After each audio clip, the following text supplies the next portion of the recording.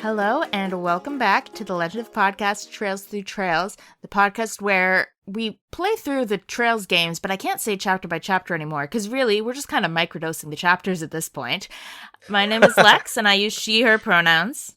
And I'm Matt, and I use he, him pronouns. I love the idea of microdosing this game, yes. They'd still be huge dosages, even if their microdosages would be like lethal dosages for anything else. This is like macro dosing, when the standard is like dosing by the gallon. Yeah. Anyway, we're playing through our second chunk of the final chapter of Trails in the Sky First chapter, the next FCFC. And this was a doozy. The penultimate, almost final chapter, final chunk of first chapter. Gosh, so much happened. What a chapter. This is such a chapter. It's like, were they restrained in all the other chapters with their length? It was all good. That's the craziest part. There's nothing that I think you should cut. It's just so much. Chock-a-block. I'm so glad this is the final chapter, because if this was just the last numbered chapter and then a final chapter, I would be like, oh God. My God, how much more can they possibly do? Yeah. For a peek behind the scenes, we originally set a different checkpoint for this episode of the podcast, and then while we were both playing, we just said, man, this is a lot of game. Let's maybe dial it back a bit. So the plan is still to split into 3 sections for the final chapter. We're just not making the middle chapter like the world's biggest homework assignment ever. Yeah, because we want to take our time and savor this. Yeah, there's too much of this to possibly rush through. Absolutely. Thank God not too much story happens during a game's final dungeon. It takes a long time to play, but we won't have as much to talk about. Exactly. So for some context for you at home, and also for Matt knows this, that I usually write my notes by hand in a notebook, because I like to do that. I don't know why. But that means that I can count how many pages of notes I have very easily. It's more than 8 pages, but double-sided, so it's 16 and a half pages of notes that I took on this chunk alone. Jesus. I had so much. It also has maybe my favorite thing in Trails in it, so like that I had to write the entire speech line by line. I have so much to say. And this is with me shortening everybody's name to just the first letter of their name, not even spelling out their names. It still goes. Like, I'm taking shortcuts where I can, but no.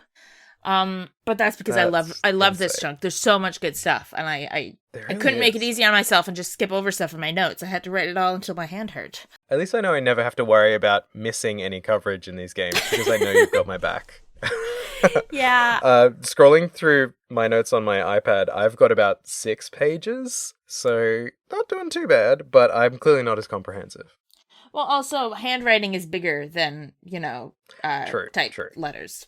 Do we even want to talk about other games we did, or do we not have time for that? I don't know, man. There's a lot to talk about. I've been playing video games. Have you been playing video games? I have. I just started playing Against the Storm, actually, and I'm going to give a shout out to, I'm going to totally mangle how to pronounce your username on Discord, but Tickwid gave me a code for this game. Listener of the show, and someone who hangs out on the Worst Garbage not the Worst Garbage podcast, the Worst Garbage Discord, and I got this code from them a few weeks ago, and I started playing it, and I'm addicted, so thank you very much for that code, because this is a blast. Nice. I've been taking time off from Trails to play Ease instead again, so I'm sort of bouncing between Ease 8 and 7? Wait, no, 8 and 9. Just having a Falcon party. Because I'm almost finished Ease 8 Lacrimosa of Dana, but because I'm right near the end, it's like, I just need to go play something else so I don't finish this, because I'm a menace to my own life. Is that the one with the big hole? Yes. Ease 8 Lacrimosa of Dana is the one that had to be retranslated, because the first pass was, I think, just an AI-generated translation that they didn't really check much on. And one of the late game areas is called Archaeozoic Big Hole. The original translation, or the original Japanese name was like chasm. So they went big hole. And you get to run around the rim of the big hole in the game, which, not good. So they retranslated it and re-released it. Yeah, you're basically doing a rim job. But they redid it, and I was kind of sad when I got to that bit and it said Archaeozoic Chasm, But what are you going to do? And then Is 9 Monstrum Nox is the one where you get to turn into like edgelord DeviantArt characters from Hot Topic and run around in a big prison. Oh, I like that. I'm enjoying both of them, but it's just easier to bounce between them because it's the same main character in both, but there's more going on. Honestly, most of my time this week has been spent... I'm a real sucker for like getting into a song and then watching people's like first time reaction videos to it. Because I really like to see people enjoy something that I enjoy or enjoy different parts of it so I can learn more about it. Especially with like rap and R&B music because I've not been lifelong entrenched in that. It's something I've only sort of come to love in the last few years. So it's fun to learn more about it. And I've been doing that this week with cutscenes in Clair Obscur. Oh my gosh. It's really fun. Because I know what's going to happen, and I know how dramatic it is, and I don't have to feel the impact of it. But watching people see the end of act stuff for Act 1 and Act 2, and other big reveals or boss fights like the Dualist, who's kind of I love that. Been signified as like the Dark Souls boss of the game. Oh yeah, brutal, but so fun when you figure out what you're doing. And a bunch of people said he was like Cardinal something from Elden Ring, I think. But I don't play those games, so I think that's Bloodborne. Oh, actually, yeah. That's the one with the cult. I mean, there's cults in Elden Ring, but that's the one with the more religious, where that's like the main world as opposed to side things. Not that Elden Ring, you know. But yeah, damn, that fight is so sick. Even just the way the combat ending screen comes up is very specifically designed to have like a big impact and make you question it for a second. Oh, what a game. Oh god, yeah. Everyone go play it if you haven't already because it's great. It's sold over 2 million copies now. That's insane. Yeah, and the president of France tweeted about it or Instagrammed about it. Yeah. It's crazy. And let's not forget, it's a team of 30 people who made the game. Yeah. It's insane. Yeah, it's like between 30 and 50 people, like, including, like, I mean, there were some contractors outside that, but, like, that's, every game has some of that, you know, like, voice actors and stuff like that. But, like, the main core group was, like, 30, 40 people. Like, it's, and I see people arguing, oh, well, it's still, you know, it's not literally 30 people. It's not as impressive. I'm like, okay, it's still very impressive. It's still not an Ubisoft, like... It's small, and the fact that they were able to keep it, know their scope, know their budget, work with that, and produce this, and sell it for, like, not half the price, but actually close to half the price of what some games are going for these days. And even, I was listening to part of a podcast, Alana Pierce's show. I think it's called, like, Play, Watch, Listen, or something like that. Right, yeah. She had Ben Starr on, who is the voice of Verso, and also Clive from Final Fantasy 16.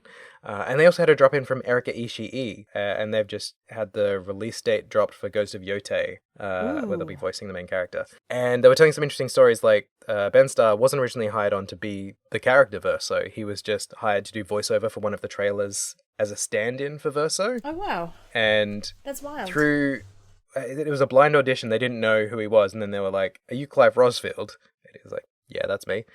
Because let's be real, his voice is very consistent. Like, it has different flavoring and notes to it, but it sounds like the same guy. He's a Troy Baker or a Nathan Drake guy in that way. Yeah. But he came on, they did that, they kept him around because he was just doing other, like, drop-in lines for trailers and stuff. And then they were like, oh, you've done, like, the combination of motion capture and, like, face capture for, like, games before. Can you, like, advise on that? And so he was helping them sort of understand that because he'd been through the whole process before. It was just, like, collaborating with the studio a bunch until eventually they were like, do you want to be Verso for realsies? And then he signed on. Yeah, it's great. Like, I love Ben Starr. He's just what a gem. He's amazing. He also had very nicely painted nails in the video, which is why I've painted mine overnight. Love it. He had red nails with Joker written on them. It was very cute. Amazing. I think it was just after the BAFTAs where he'd appeared as Jimbo. Amazing. What a game. Read my review, but it's already good, so just know that. Yes, and read Matt's review. I played it in French voices, so the one fun casting note I have is that the French voice of Gustave, who does a great job, is also the French voice of Sonic the Hedgehog. Oh, really? Yeah. That's fun. It is. It is really fun. The French actress, the actress of Maëlle is also, she did, like, she's Zelda and Breath of the Wild and stuff in French, of course. So there are some, like, big names in French voice acting, but Sonic the Hedgehog as Gustave is just so funny. I love that. Gotta go French. But I think we said that we weren't going to spend time talking about other games because we had so much to cover today, and yet here we are. So we should dive in. Damn it! So we left off when we were about to head to the cathedral. Yes. And I came back and said, "Take me to church." I was told to go to church by a random note that was found in my room because someone broke into it. So the first thing I did was barge into the hotel room opposite me to see what was going on in there on my way to the cathedral. Nothing too much there. There was a woman named Carla there with her 2 children, and she's just sort of remarking to you, "Oh, this is a really nice room. I wish I'd come here with my husband." It's like, Carla's like enjoying the ritziness, but she's very clear that this is a fucking hotel. This is not a family hotel, and she's. I just thought that was fun. What's that saying about Estelle and Joshua staying here? Oop, there are 2 beds, but that just means more places. Mm-hmm.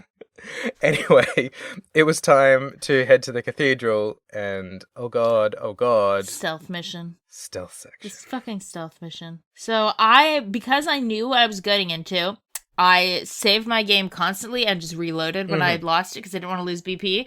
But when you get caught the first time, you do get a little scene where the characters figure out that you can't just go west. You have to go east to another block and then circle back around. So, you must go east to go west, as they said in Game of Thrones. So I ran... It takes forever. I'm not going to go through all of the twists and turns upon this journey. But I will mention that I did dip into the landing port to get on an airship and bail and just leave this whole place. No. There was a guy staying in an airship who gave me a chapter of the Cornelia book. So I got that. He thought that I was going to arrest him and he gave me a book. So I didn't correct him when I checked the book. That is how you bribe someone. My notes just say, "God, I hate this stealth mission."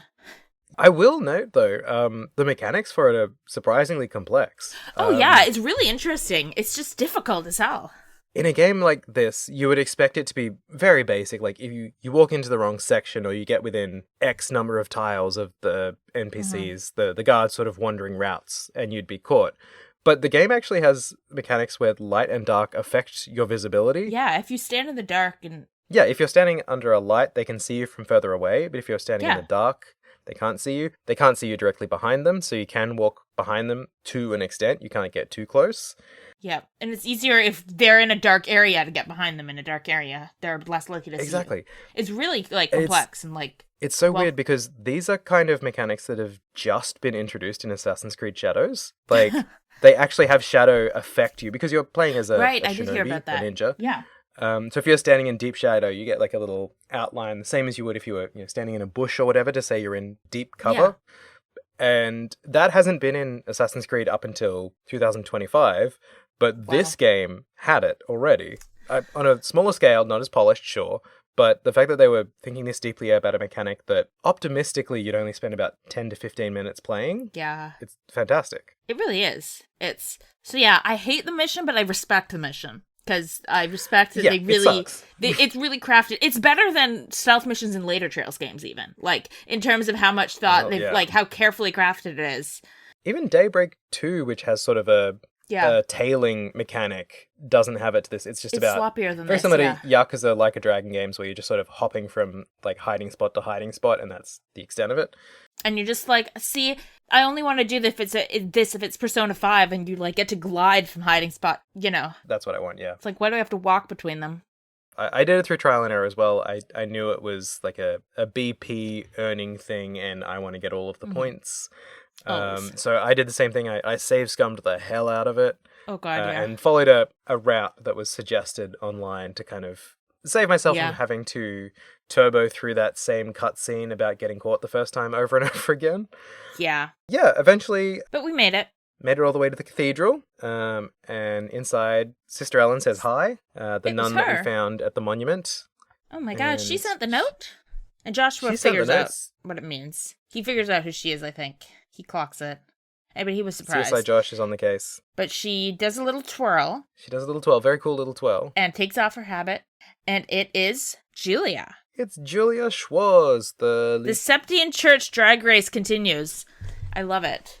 She's in full disguise because she needed to hang out and catch us because she has a request. She wants us to win the tournament and check in on the Queen for her. Which works perfectly, because that's what we were going to do anyway. Yeah, perfectly aligned. It's like, hey, yeah, while we're there talking to the Queen, we can talk to the Queen. Sure. Yeah, exactly. And she also hands us a letter to pass on. To head Maid Hilda. We also learned that Cassius trained her in the sword. And we learned that he gave up the sword when he became a bracer after he left the military and his wife died because he no longer wanted to kill his enemies. He just wanted to fight to protect. So that was why he took up the staff and put down the sword. So that was pretty cool. But then we don't get to learn more stories about Cassius because a guard comes to investigate the church and we have to get snuck out the back. Yeah, I thought it was interesting as well that Estelle mentions that she's literally never seen her dad use anything but the bow staff. Yeah. Which means even before he quit the military, like, the sword was not a home thing. Like, No, he it was was just not. dad at home. And when he did have to fight in front of her, it was only with the staff, which that's very interesting, very principled of him from the get-go. And then to even further remove it from his life after the events that transpired that led him to become a bracer. Yeah. As we leave the song, The Whereabouts of Light starts playing in the background, which is also, it is the theme motif from the Sky theme song. And I just note that because I'm like, oh, this is going to be an important scene. Whenever, you know when the, like, title theme plays, you're like, this is important. Yeah. But we go sit on a bench. We're like, oh, I guess all the patrols have stopped now conveniently now that we can have a scene where we sit outside and chat on a bench. And it's clear that Joshua did not expect Julia to be the person meeting us. He thought it was someone else. And Estelle clocks that he thought it was someone he knew before. Yes.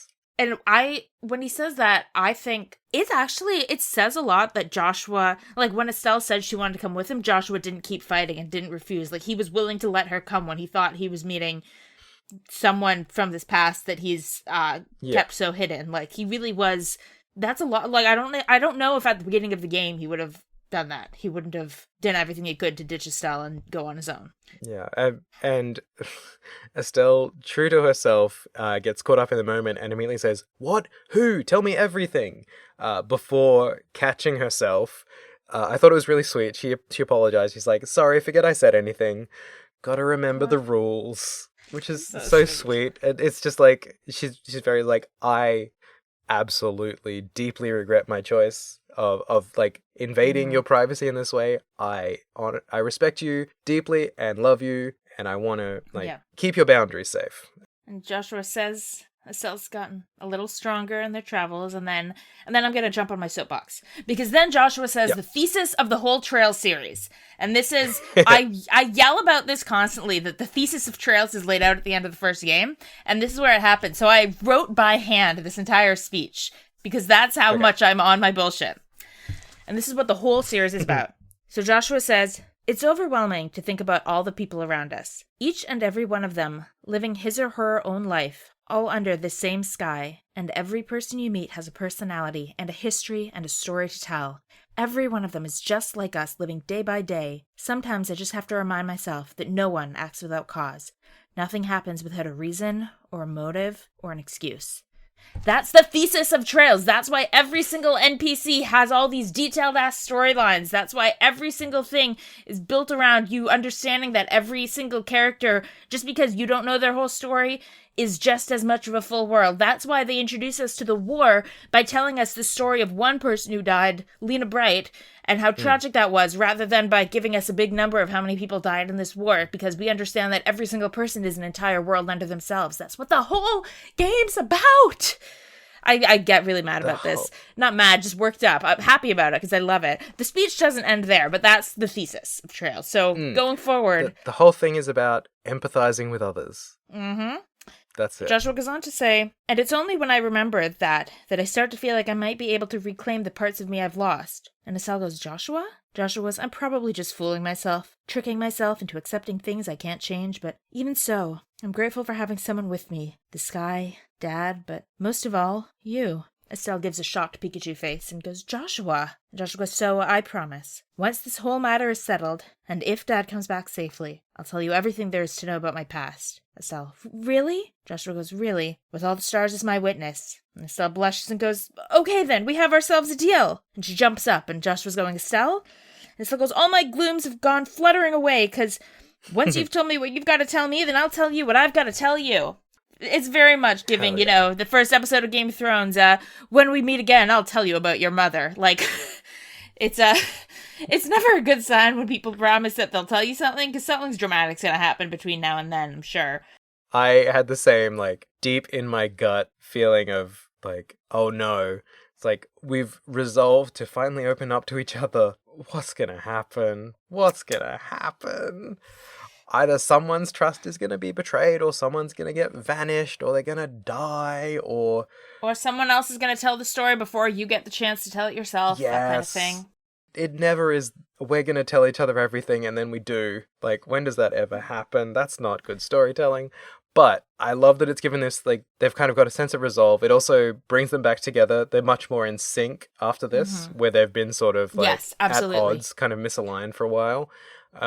So even if nothing has changed in what they've shared or who they are to each other, everything's they're changed just like, also. Fuck yeah, I'm going to achieve my goals. And then I'm going to share and you're going to share and everyone will have shared. Estelle gets so hyped about this that she goes, I'm going to show those special lap types how a touch of girl power can ruin their whole day. And Josh bursts out laughing, like full belly laugh, like he snickers and then it's just like full laugh, the way he hasn't laughed. He has never laughed like this in the whole game.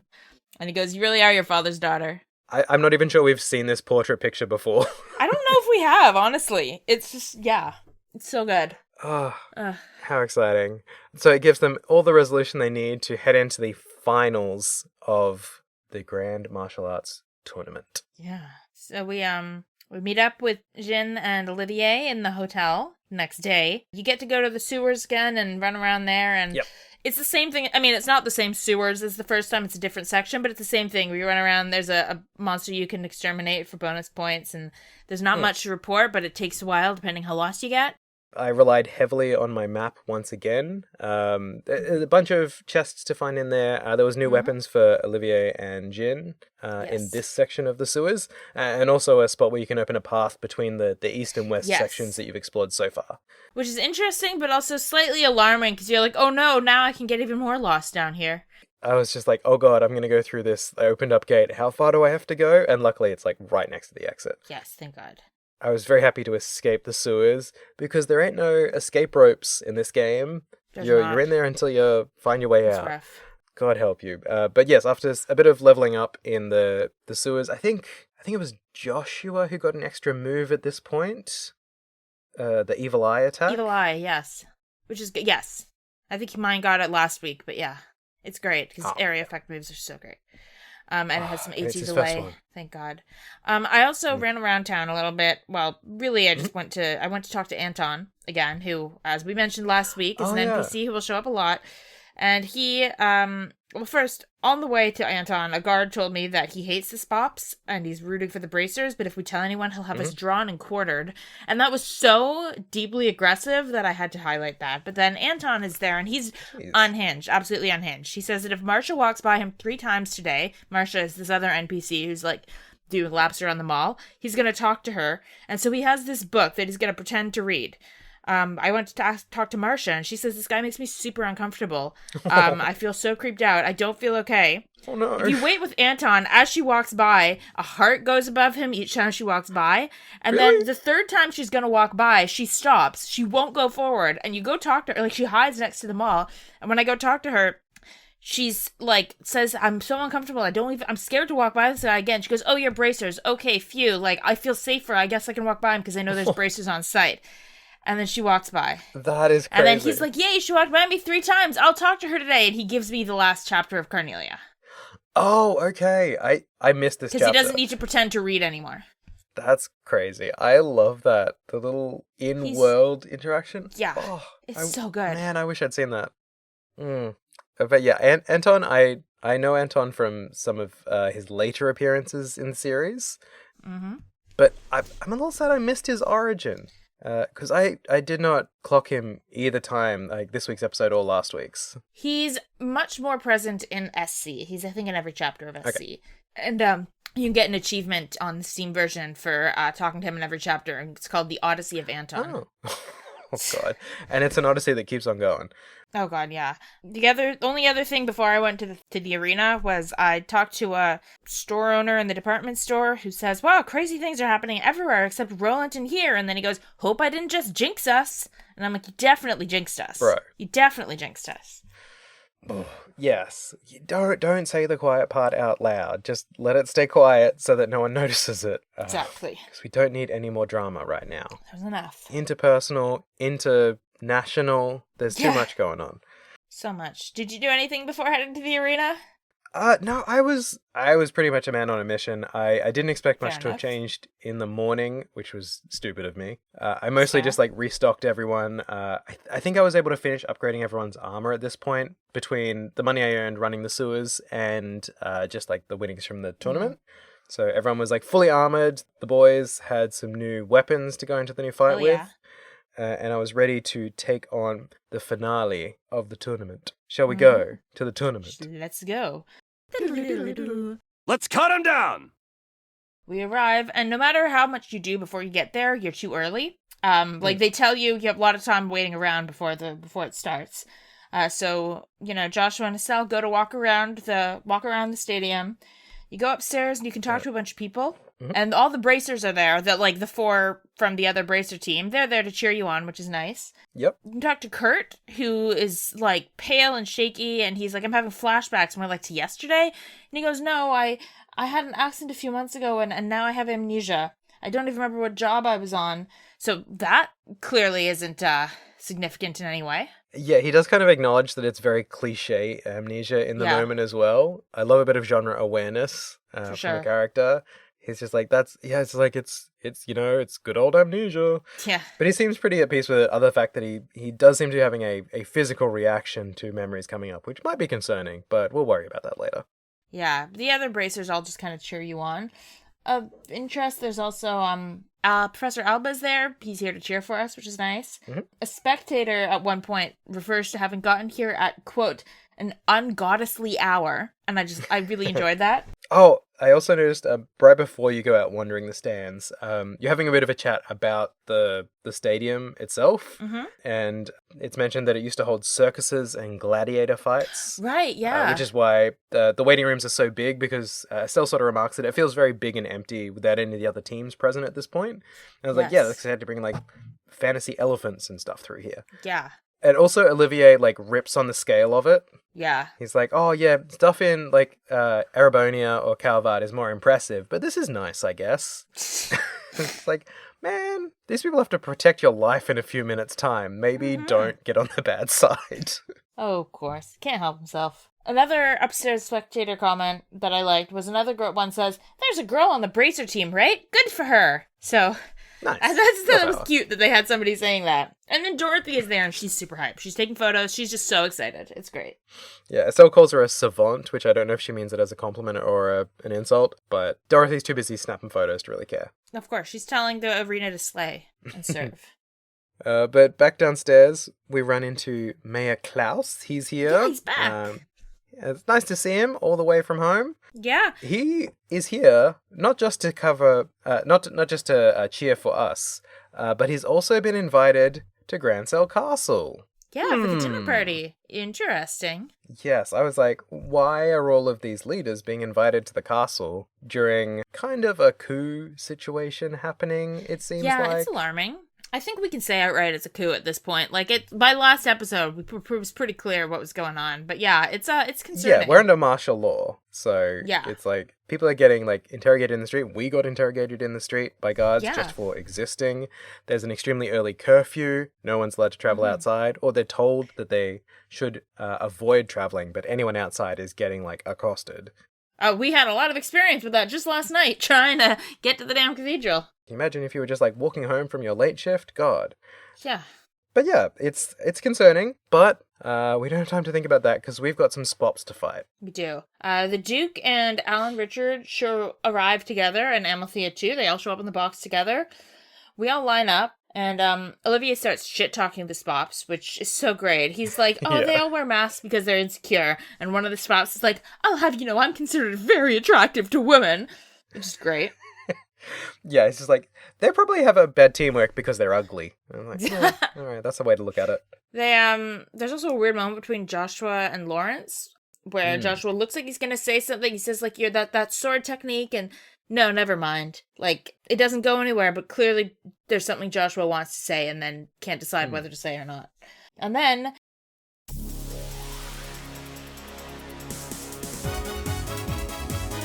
the song that I love that I'm not going to name yet. It plays during the battle. It's the same song that played at the beginning of, I guess, Chapter 3 in the fight between Lawrence and Agate. Okay. But I'm not going to tell you until some other plot events, because it might give something away. So, the song title, and I got your back here. But it's great. It's a great tune. And we win, but it is a rough fight. It's a tough fight, though. It is a tough fight, but it's also, you feel like Lawrence isn't he's tough. The fact that he's not one-shotting all of us makes you feel like he's holding back. Like, I can take a hit from him, that doesn't seem right. I still lose like half my health, but I can survive it. He's taking a slightly different tack with this fight as well. He keeps cloning himself, which is not a move he pulled out in any of the previous matches, as far as we're aware. We only saw the one. No, but he did do it with Agate in that one fight where he... Oh, yeah, remember? He did. But he hadn't busted out the tournament. He was saving it for us. I don't know if that was just a showboat or ulterior motives. But yeah, it was a tough fight. A lot of area spells kind of flying around in this one. Yes, definitely. But finally, I knocked him down. Ironically, it was actually Lawrence that I took down like second. And then it was just mopping up the grunts afterwards. I fully expected it to just be like a drawn-out smackdown revival fest. But no, he went down a little bit early, thank goodness, for 200 CP attacks. Thank goodness. We love an Osprey. We finally take him down, and then we get some wonderful words of wisdom from Dookie Doonan himself. Yes. After Estelle's big yahoo of joy, we get blessed with some words. And the first thing the Duke asks is if all Easterners are as huge as Jin. And Jin says, well, I eat and sleep well, and I think about things very deeply, so that's why I'm this big. Which is like my favorite answer. He's like, I eat and I sleep well, and I've been very disciplined since I was a child, and I think about things very deeply. Like, that's his response to why he's so big. I love that thinking deep thoughts makes you grow. I clearly am thinking shallow thoughts, because I did not achieve the 6'1" height that the doctors projected at my birth. Oh gosh, I'm so sorry for you. I need to think more deeply. You know what? Maybe I'll have a growth spurt after looking at these games so intensely for who knows how many episodes we'll do before we get It'll caught happen. up. I believe in it. I believe in you. Thank you. I can't wait to be 6 foot. We also get a big cash money prize. Yes, $100,000. Nice. Thank God, because I need it to refresh all my weapons. That's like 5 sets of armor. And then we get a little scene with, the baddie squad, where we learn that, Amalthea is like, you've embarrassed us by losing Lawrence, and turns out that Alan Richard told Lawrence to hold back, and says that the only person who could fight him on an equal terms is, quote, him. And then it becomes clear that I'm not Cassius. They make it very clear, because they're like, oh, yeah, well, him, speaking of him, his children are about to go to the castle, and you're like, oh, it's Cassius, so... Yeah, I stopped at the end of the him line, and I was like, all right, we're getting another reference to him, writing in my notes. And then I clicked it, it's like, and his kids are here. And I'm like, oh, okay, we're saying it, cool. Yes. They sort of check in about where their plans are at. And Lawrence says that things are at 90%, and that he'll be able to guide Alan there soon. Where's there? I don't know. We're speaking elusively, but it's very dramatic, and there's a place... I guess that's why they needed Lawrence around, not just because he's a good fight boy. It's because he knows about the there. The there. We get a very dramatic line from Alan here, who goes that, says it's a new dawn for a kingdom, and even if I must endure the stigma of treason, I shall pave the way for a glorious morrow. And it's very, it's unsettling. It's giving Hitler Youth. Yeah, don't love it.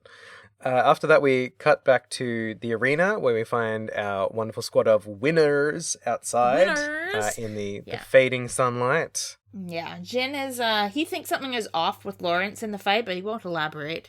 But the rest of us are just really happy. No one is happier than Olivier. He's absolutely overjoyed. So excited for the feast. Oh, yeah, he's really there for the food. He's so excited for the feast, and then lo and behold, Mueller Vander shows up. He is pissed. You get a great exchange where Olivia tells him, try a smile. The same way that, like, shitty men will tell a girl to smile is how Olivier says it to Mueller. And then Vander goes, I am smiling, with, like, a scowl on his face. It's great. Yeah, this man, despite the fact that he's, like, furrowing his eyebrows, he doesn't have a single crease on his face because he was born looking that way. That is his default expression. Oh, yeah. But I love the I am smiling. Right before that, Olivier's trying to, like, riz him. He's like, there's no need to crease your lovely face with such an ill-tempered expression. Mm-hmm. I love these two. I love Mueller doesn't take any of his shit, and Olivier does not care. He introduces himself to us, too, because he hasn't met the gang. We saw him in that cutscene, but not the gang hasn't met him. And he introduces himself by saying, I've known this whack job for a very long time. Mm-hmm. But he says Olivier is in trouble for fighting. Mm-hmm. Because he's in a foreign country. It's like, did you really think this was a good idea? And grounds him so that he's not allowed to go to the party. He bans for the party. Yeah, he's like, he would cause an international incident if he was at the palace. And Olivier's like, no, somebody back me up. And everyone goes... I literally wrote, he's an international incident waiting to happen. Yeah, and everyone's like, I'm sorry, Olivier, but he's right. He's got a point. Yeah. Yeah, you would cause an international incident. And then he just drags Olivier off screen. Like, as Olivier, like, flails trying to, like, get free to have his food. His delicious royal cooking. And he has two little lines. He's like, my dinner party! My royal cuisine! And then he's gone. Sorry. He's heartbroken. Well, yeah, I checked on Anton to see how he did, by the way. Oh, yeah. Now that, because last I met him, he said he was going to go talk to the girl now, but he hadn't yet. He got rejected. He was called a leering scumbag by her. And, good for her. Because, good for her. Get him, girl. I did a little other checking up on places around town. Did you do anything, or did you go beeline right for the castle? No, I actually stopped by the guild after this, because I wanted to check in about our victory with everyone. Everyone was congratulating us for a job well done. It was very exciting. Although Elnan has a really strong read of Estelle's reaction to the victory. He detects some imposter syndrome sneaking in, because she's immediately trying to sort of, when they say congratulations on winning, she's like, oh, it's not that big of a deal. We had help, and there was this and that got us there. And he says, with each passing day, one's skills are further honed. As time passes, you'll grow into that victory and realize you truly did earn it. Which is the perfect thing to say to someone with imposter syndrome. It's like, absolutely, you do deserve it, and you'll figure that out eventually. Mm-hmm. It's not like, you need to believe it right now, because that doesn't work. Yes. Kana also mentioned she's very happy about her victory, and she's like, I can't wait to work with you. And Estelle's just like... blushing, fanning herself, basically. She's like, Kana! Me too, still. She never stops smiling when Kana's in the conversation. Mm-hmm. But yeah, that was about it. I did restock on items and stuff, just because I was like, how bad is it going to go in the castle? Yeah. And I wanted to be prepared. But no, it was pretty much off to the castle after that for me. I did run around town and learn some things. I went to church again. You know me. Yep. You know me, I'm so religious. I was so for devout. Sure. But no, so Bishop Rivali, who I keep thinking it's Rivali, like from Breath of the Wild, the bird guy. He shares a voice actor with a later character, Reen, from Cold Steel, actually. But anyway. Oh, okay. Same actor. But yeah, Bishop Rivali tells me that this cathedral is 1,120 years old, which we learned in the first part of this chapter that the church came around the year 500. This is like 500 years older than the Septian Church, this cathedral. Huh. What the actual fuck? But yeah, it also shares the same layout for the most part. It's not as though it's like a distinctly different building, other than having two stairs. It's bigger than other churches, but it's the same, and as other Septian churches that we'll see later in the series, like they have the same sort of floor plan going on, just like altered a bit for size. He says that the cathedral was founded alongside the royal bloodline of Liberl. So, like, maybe was it originally the palace and then got converted to the cathedral or something? But I'm just like, I'm sorry. It is in this same chapter as a museum that tells me that 500 years after the collapse, which is only, like, 700 years ago, roughly, from now, is when the Septian Church first appears. And you're telling me this is over 1,100 years old, this cathedral? Like, you gotta explain something, but nobody explains anything. Yeah, that's wild. Maybe you're right, and it was some sort of, like, building important to the royal family, and then all the other churches built were based on it. But that's Maybe. odd to Like, base a religious building on a royal building. yeah, like the closest example I can think of is like in Paris, the Louvre right now used to be the royal palace. But then Louis XIV Right, built yeah. Versailles, and so it became the Louvre. But that became a museum, you know. It didn't become the Notre Dame Cathedral. Like, The template for religion, yeah. exactly. And other highlights from my run around town, the townsfolk around the cathedral outside are saying that usually after the tournament it's party central, but not this year because of the soldiers. No one can go out, no one can get down. Dorothy is at LeBlanc, or whatever the coffee and current place is called. She's been sent by the editor to look for Niall, but she has no idea where he is. Oh, okay. Notitia I went to Liberal News, and Notitia, the girl who was, like, cataloging her photography equipment last chapter, Oh, yeah. she calls Amalthea the witch captain with the squinty eyes. So I just figured we should clock that. The editor has not seen Niall in days. I went to the museum again, and I actually got a really interesting exchange with Alba. Oh, okay. Not interesting lore-wise, just interesting about Estelle. Estelle says that she could never be a researcher because she needs to keep moving to stay awake. She says she's like one of those fish that dies if they stop swimming. Oh so she says, I gotta keep on swimming forever and always through this aquarium called life, you know? So Estelle is Dory. Uh-huh. She's gotta just keep swimming. Just keep swimming. Joshua goes, sure. And Estelle goes, stop looking at me like that. That was poetic, man. That was a very poetic way to describe having undiagnosed ADHD. Exactly. That's all my highlights for running around town, but I thought I found... there were some pretty good little gems. Yeah, no, I appreciate it. After that, it was on to the castle. Let's go to the castle. Nicely done. Unfortunately, we are welcomed to the castle by Amalthea. First, there's a guard who sees Jin and immediately goes, it's a giant! Oh, yeah. And then they let us in, we see Amalthea. But I love that everyone, it's a bear, it's a giant. Like, it's not just like, oh, he's so big, he's like, no, everyone actually doesn't think he's a human being.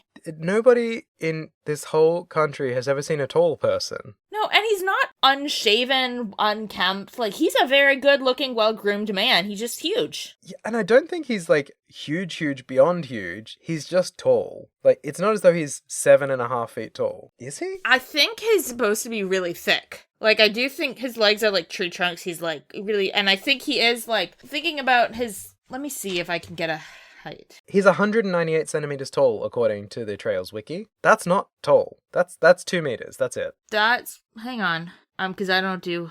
Okay, apparently 198 centimeters is 6'5". Okay, so that's tall, but it's not, like, crazy. It's not crazy, but, I mean, also, I hate to stereotype, in Japan that would be pretty tall, I think. True. I think that it might be that we're going by sort of a Japanese standard. Does make me very curious to find, like, a height chart of everyone in the Trail series, though. Yes, I'd love to see that. But yeah, I think he, like, 6'5" is pretty tall. It's not, It's you pretty know, the tallest, it's not the tallest man alive getting in the Guinness Book of World Records, but it's pretty tall. I know some people who are that tall, but very few. But I think he's also just really built. Like, I think he's just, like, all around huge. Like, he could crush you with his little finger. I bet Olivier would enjoy that. Yeah, Olivier's one of them. So yeah, we are welcomed by Amalthea. She does kind of quiz us about what we know about the events in Zeiss. And Estelle plays dumb, which is the correct move. Good job, Estelle, because she doesn't always remember to play dumb about, like, not knowing stuff. She also basically tells the maid not to talk to us. Yeah. Do your job, do not converse, go. Yeah. Which is pretty intimidating. Yeah, it's weird. She's like, don't bore them with unnecessary chatter. It's like, okay, so don't speak. You're just trying to silence her. Let her speak. Yeah. But Jin likes her. Jin's flirting with her. He thinks she's very pretty, which she is. It's true. And so Estelle and Joshua determine that Jin's type is, quote, fox-faced harpy. Everyone's just got nicknames for Amalthea. After she's left, Jin is just saying that she's really pretty, and Estelle tells Jin that he sounds like a dirty old man sometimes, and Jin goes, on my honor, in, like, really big font. Yeah. Which is also funny, because I'm like, so many other people have sounded way more like dirty old men in this game than Jin. Like, Jin is like, I think that girl's pretty, and I'm gonna flirt with her. Like, and she's a totally age-appropriate person to me to flirt with. That's so, like, that's the least dirty old man flirting we've seen this game, practically. Yeah, it's a weird jab at him and his honor. On my honor. But the lovely maid, Shay, leads us to our room, where we're going to be staying overnight because the feast is going to run late into the evening, and it's just kind of like an extra bonus of getting to come along. And there's curfew. We can't go back up. We can't leave. We're trapped. We're prisoners. Estelle, entering the room, goes, "Holy Stragas" again, which is always excellent. I love that comes up multiple times. Yeah, it's kind of her catchphrase at this point, which is cute. Mm-hmm. But it's like saying, "Oh, my Nike." It's so funny. So bizarre. My Air Jordans. Shea or whatever her name is, also tells us about the off-limit rooms, which are basically the royal residence, like that we can't go up in there, which makes sense. We can't go into the treasury, which makes sense, and we can't go into the royal guard room. Which makes sense. Makes sense, except, they're the ones who are accused of being terrorists, so that's just a reminder that things are not cool as a cucumber here at the palace. Yes. Jin's gonna kick back and relax in the room, and we decide to run around and see what we can see. So we've got to go wandering around the castle to try and find the head maid and pass on this letter from Sister Julia. And there's lots of people to talk to. There are a lot of people. Straight across the hall, you find Mayor Klaus, who's here for the same dinner. He's hanging out with Dean Collins from Venice Royal Academy, who's also here for the same thing. And they do confirm that Claudia was in town as of a few days ago. But not attending this dinner. Not attending the dinner, and it's not really clear where exactly she is, just that she's around. Yeah. We do learn that Dean Collins is a member of the Royal Assembly, which... Oh, yes. You know me, I like my Sumerian politics. And Estelle goes, "What's that?" Which is what I'm asking too. And Joshua says that it's a meeting held once a year to address matters affecting the kingdom, featuring the Queen, all the mayors, and other representatives. So basically it means that Dean Collins is on the level of a mayor, which it's very funny how it's like mayors and the head of a factory and the head of a school are like the rank above below Queen in this country, at least. Apparently. Then next door we have Mayor Maybell and her maid, Lila. They're also in town for the conference. Lovely of Mayor Maybell to bring along her maid, who's just a friend. Just a friend. Just gals being pals. And it's not entirely their decision to be here. They were pretty much strong-armed into coming by Amalthea, who sort of showed up in town and said, "Hey, you need to come to this conference," and just wouldn't take no for an answer, basically. Yeah. She and Joshua are both saying that, like, it's really sus that all of the leaders and people of strong political power are all being gathered in one place. Mayor Mabel's like, if it was the Queen, I would expect, like, some announcement was going to be made, and she was gathering the authorities of each region so that, like, we'd had a heads up and we could help, disseminate the news, whatever. But the Queen is really sick, so this is just suspicious. Also, everyone so far we've talked to has said that they think it's in really bad taste to be having a big feast when the Queen is sick. Like, everyone's pointing this out. Yeah. But that's what we learned from Maybell. She also mentions that they haven't heard from General Morgan in a while, so he's MIA also. Yeah. Who else did we run into?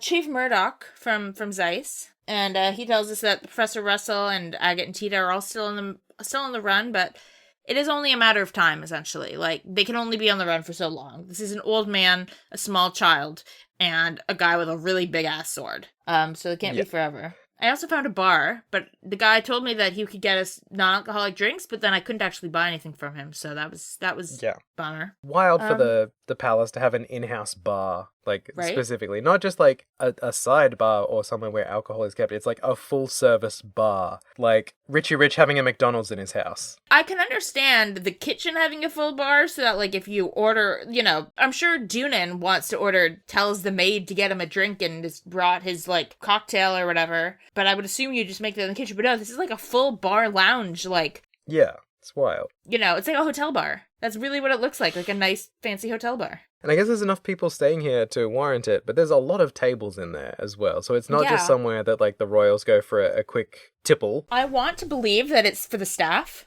Like, that everyone who works there are the people who are most likely that just get their own bar to hang out at.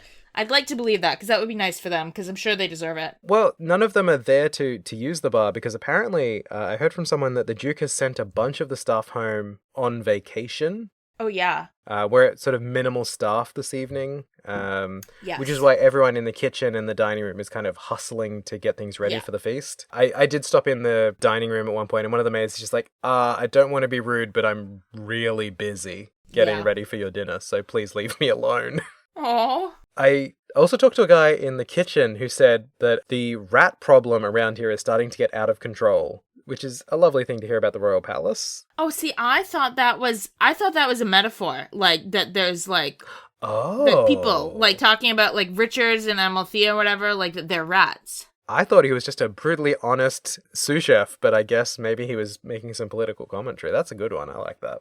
Could be both, but no, maybe we'll find out in part 3 that there's rats everywhere, but I did actually notice that in the back of the kitchen there was some downstairs, so I was like, I'm going to go check out these rats. What I found instead was a very, very large pantry. Oh, I found that later. It feels laid out for a stealth section. There's a lot of hidey holes going around there. Yeah, well, and there's a big honking dramatic door. Yeah. The same sort of imagery on it as the front gates of the palace, the big labelle symbol. Yes. And it's locked. You can go up and shake it a little bit, but nothing else to say about that. I was wandering around. I also found there was like I don't know what would be the business room where most of the running of the country goes to happen. And there's a gentleman in there called Tuka who just says, "With Her Majesty ill, we're taking orders from the Duke." That's how everyone responds to the Duke. It's just really not holding it together. Doesn't feel familiar to our world at all. Not at all. But at this point, I went upstairs. Did you find anything else before going up to the terrace? No, I think I pretty much hit all the points that there were to hit. There was a bunch of rooms. There's one empty room that must be where Dean Collins was staying while he was just hanging out in Klaus's room. Yeah. And then, I walked up to all the doors I was told I wasn't allowed to access just to see what had happened. Wandered through the throne room. There was nothing to interact with. I was really sad. Every time there's a throne in a game, I want it to be Chrono Trigger, where you can like jump in the chair and then your character will have a little giggle like Magus does in Chrono Trigger. But you don't get that opportunity, which I was very sad about. Sad. I would love to see Estelle just walk up and it's like, "This is the royal throne." Hup! And just have a seat in it for fun. I like her to sit on it or jump on it or do something. Hopefully one day. Hopefully remake. Yeah, come on, remake in September, which just got a confirmed date at time of recording. That's September 21st, I think? 19th. Oh, 19th, okay. Ooh, it's not that far away. I'm so excited. God, I can't believe I'm going to play this game twice in 1 year. Because I know I am. I know. It's a few months apart, so I think I'll be able to do it without burning out. Yeah. It'll be just long enough to feel like nostalgic about it and not remember every detail. Well, and also like playing it again right now has just reminded me of how good this game is.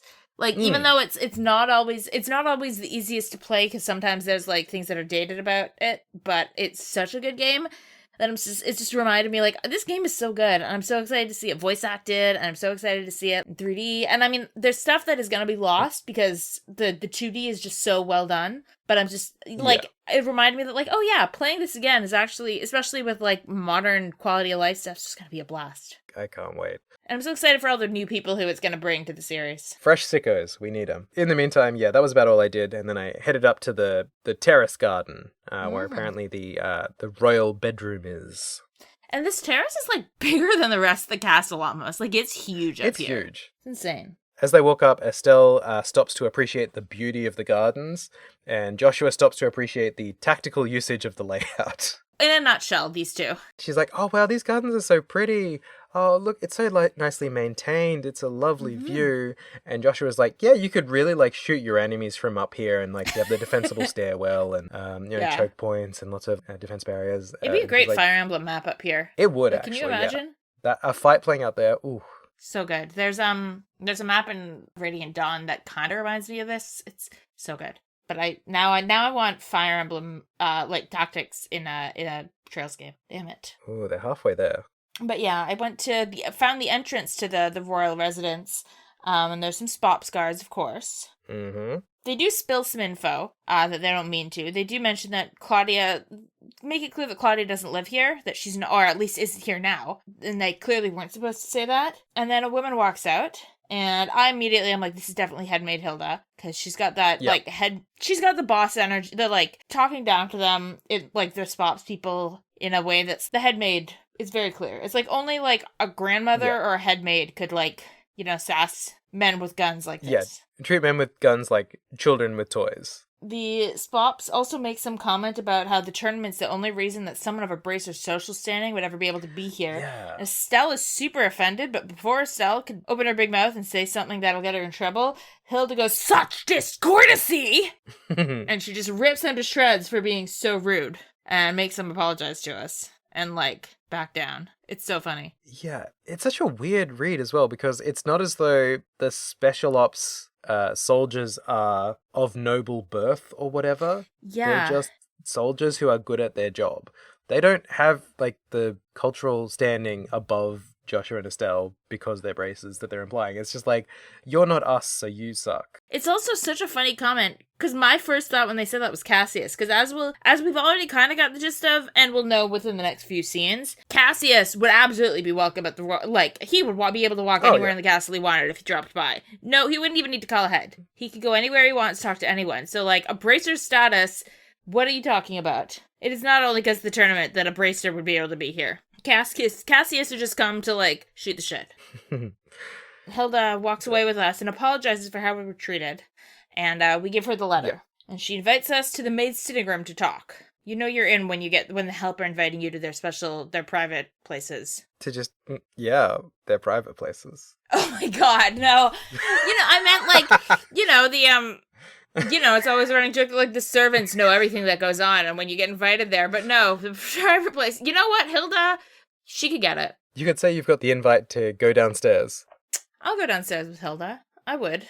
I think I'd do that. She seems like she's in control and in command and knows what she's doing, yeah. Yeah. Aged like fine wine, that one. But yeah, Hilda has an idea to get us access to the queen. So she says after the feast, come to the maid's sitting room. And now we go back to the room. Yeah. To our room, not the sitting room. Not the private places. We go back to our own private place. Yeah. Anyway, we go check in with Jin to let him know what's going on. He's just hungry at this point. He just wants dinner. He does mention that he knows Shira, and Estelle is shocked by this, and I'm like, why are you shocked by people knowing Shira and Cassius anymore, Estelle? Why? Two of the nicknamed braces. Most famous people in the world. Anyway, after that, it's off to dinner, where the Duke is late to arrive while we're all just sitting around waiting for him. We do get a fun little bit where they're talking, I think it's Mabel who's asking, like, Jin, will you be okay with a knife and fork? Because I know they use chopsticks in the East, and Jin goes, he's like, I'm not very good with a knife and fork, but I can use them. I believe that when I'm in Liberl, do as the Liberlians do, and I'm like, I think all of us, including Jin, are underestimating his ability to use a knife and fork. I think he'll be okay. I'm pretty sure he can handle it, yeah. Also, he's been in this country for a few months now. I'm pretty sure timeline-wise. He's clearly figured it out. How to eat. I'm sure he's eaten at least once, yeah. It's kind of culturally sensitive, but in a culturally insensitive way. Yeah. But giving it a shot at least. It also makes it sound like the East is way further than just next door. It's like, I've heard that people from the East use these things called chopsticks, and I'm like, they're next door. You can walk over from Calvert to come use the hot tub at Elmo Village or whatever and go back within like a day. And like, you get the impression that people do that. Like, come on. It's a day trip, my guy. And then the Duke, when he finally arrives, Alan Richard is with him and joining us for dinner. Yeah. Which I saw coming, but Estelle and Joshua did not. I was expecting him. It's the too many spare seats at the table. Yep. So Amalthea is also in tow. She just kind of hangs out in the background, being a nuisance. Mm-hmm. But yeah, it turns out that the Duke wants to make an announcement. First, I just want to point this out. Estelle stealth insults the Duke, and he's too dumb to get it, because he asks how the food is, and Estelle's like, it's much more worthy of the name royalty than the person who invited us to this feast. And the Duke doesn't really get it, and Joshua immediately distracts from what she just said, but she really just says that to his face. It's so funny. But then, yes, he has an announcement. Yeah, he has an announcement. He defers to Alan. Of course. And Alan reveals that the Queen is going to abdicate the throne for Dunan to become the king of the whole dang country. Because of her health. That was fine until 2 days ago. Yeah, apparently it's been a real turn. Not that we would know because no one's heard from her directly. They do ask about Princess Claudia, why she, as the more direct descendant, was not chosen. But she was passed over for her age because she's basically the same age as us. Mm-hmm. Instead, because she's too young to be the queen, she's going to get married. This year, too. Duke is like, hopefully we can have a royal wedding within the year. And I'm like, okay, it's one thing if, and I'm not saying it's great, but it's one thing if you're finding a betrothed to marry years down the line, but you want to marry her off this year? Yeah, wild. She's too young to run a country, but she's old enough to be married as an adult, which doesn't seem right. No. We get a few interesting tidbits. So Mayor Maybell is really offended by this, and then she's doubting it immediately. And Alan is like, oh, are you doubting the Duke's words? And Mabel's like, no, as an elected official, I don't see why the leader of the country shouldn't be elected or something. Like, she, in order to distract from saying that she doubts the Duke is telling the truth, she casually pivots to pitching democracy. Democratic distraction. Richard does say that the Queen will make the announcement herself during the birthday celebrations, so you're like, oh, her health is so bad, but she'll be well enough during the birthday to make the announcement. But she's so bad, we don't know if she's going to be okay. Collins, after they say the thing about getting her married, Collins is like, oh, well, we'll have something else to celebrate. And, like, I kind of got the impression that he was trying to not put up a fuss rather than that he was, like, full-throated supporting it. That was my vibe, at least. But it's a really awkward note to end the party on, let's just say. Not great. The mood is not joyous, let's just say. Absolutely not. Because, back in the room after dinner, everyone is fuming at the news. It is not good. Even Jin is like, I don't even know what's going on in this country, but this is weird. Yeah, this doesn't seem good. I also made a note, Estelle makes a remark that she couldn't ID the final taste at dinner. It's like an unidentifiable flavor. I just thought that was suspicious because that makes me think that something was slipped into their food. Ooh. Or it's just a taste that Estelle hasn't experienced before. So my take, and I thought that it was a weirdly translated version of, like, I couldn't taste the food by the end because I was so, like, upset by what was happening that, like, I couldn't even enjoy the food. But it was really weirdly, I did clock that too. I was like, it was phrased weirdly. So that's what I was like, I get that's maybe what they're going for, but also I could definitely, like, it could mean something more than that. I guess tried to explain to myself. Before we head off, though, Jin, yes, we had a great line learning about Jin's priorities, where he tells us that if you had a blade to my throat, my dying wish would be for some liquor and a snack. So I like a man who knows what he wants. I mean, not in a romantic way, because I don't like a man like that at all, but I appreciate that. I appreciate that he knows what he wants. Yeah, he's a man with a plan, and his plan is to get drunk and eat, and I respect that. Absolutely. After that, we have an after-dinner commitment to meet, so it was time to head back to the Maid's lounge, the private parts. Interception by Richard and Amalthea. God, who do we need to talk to less right now? We had a lot of interceptions in this chapter when we're on the way. Yeah, it's really hard to get things done. It happens a lot. Richard is being weirdly nice, like, and friendly. He says that he's really indebted to Cassius and he wants to chat with us. He really wants to have a sit down. He says he'll mix us some virgin cocktails at the bar. Amalthea is mad about this. She's like, well, I'll mix them then. I know you don't have time for this. And Richard sends her to tell the Duke that he's going to be late to meet with him. So he's like, you go tell the future king that I'm going to be late because I'm going to make some virgin cocktails for these 16-year-olds. Like, it's weird, but it doesn't come across like he's necessarily doing something nefarious. He genuinely seems to want to chat with us. It's just really weird that he wants to chat with us. It's a real pivot for him. Yeah, and then he drops some lore bombs about Cassius. He tells us that quote, if Cassius Bright had not been part of the royal army, Liberl would now be part of the Erebonian Empire. That's how integral he was during the 100 Days War. Which we knew he was important, but I don't think anyone has spelled out that he's the sole reason they did not lose that war. That's pretty extreme. Just another layer of having her brain broken for Estelle as she learns that her dad is more and more of a mythic character in this country.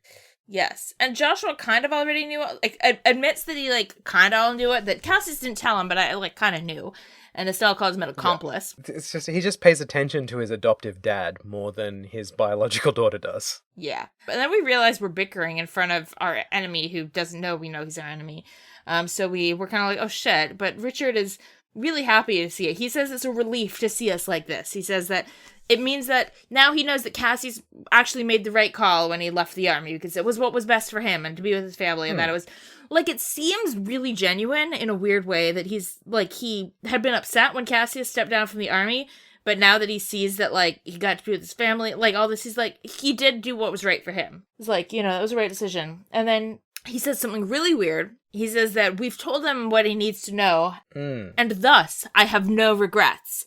What? Yeah, I don't trust a single word this blonde bitch says. He is just a mess of facades and, like, hidden motives. And then he's dropping this shit. It's like, oh yeah, you told me what I need to know. How villainous do you want to get, man? It's so weird. Do you have a laser table to set us up on after this? It's so weird. And what's weird, too, is you get the impression, at least I get the impression, that it's like he's being earnest in his villainy. He means it. He's like, I'm glad that Cassius got to, be with his family and things were good. But it's not like, oh, actually, my goal all along was just to be a good guy and I'm just misunderstood. It's like he's both good and he's like, I am definitely going to commit treason and do this coup d'etat and do evil, evil shit. But I'm glad Cassius got to recover from the death of his wife. Like, it's weird. It's eerie. It doesn't line up. And I am very curious to find out what exactly it is that we told him, because there's a lot of information back and forth. And is it something in the bickering? Is it that they didn't know about Cassius's backstory? Like, what is it that was the thing that makes him have no regrets while he looks for the there with the him? I feel like it was just the fact that now he knows that Cassius was okay. But I don't know. Like, I feel like there gotta be something more specific because I don't remember what it is. But, like, I think it could be something more general. Like, now I know what's going on in the Bright family. Or it could be a specific thing we told him. I just didn't read him as sincere on any level. Because he's like an intelligence agent. He's all about covert and information gathering. I assumed automatically there is no way that this man can be sincere at any point. Okay, what's so funny is we're now repeating the conversation that Estelle and Joshua are about to have, where Estelle is like, who's surprisingly nice? And Joshua's like, I think he's just manipulating us. And Estelle's like, no. And Joshua says, let me be the mistrustful one. You follow what you think is right. Which is, like, both weirdly condescending and supportive at the same time.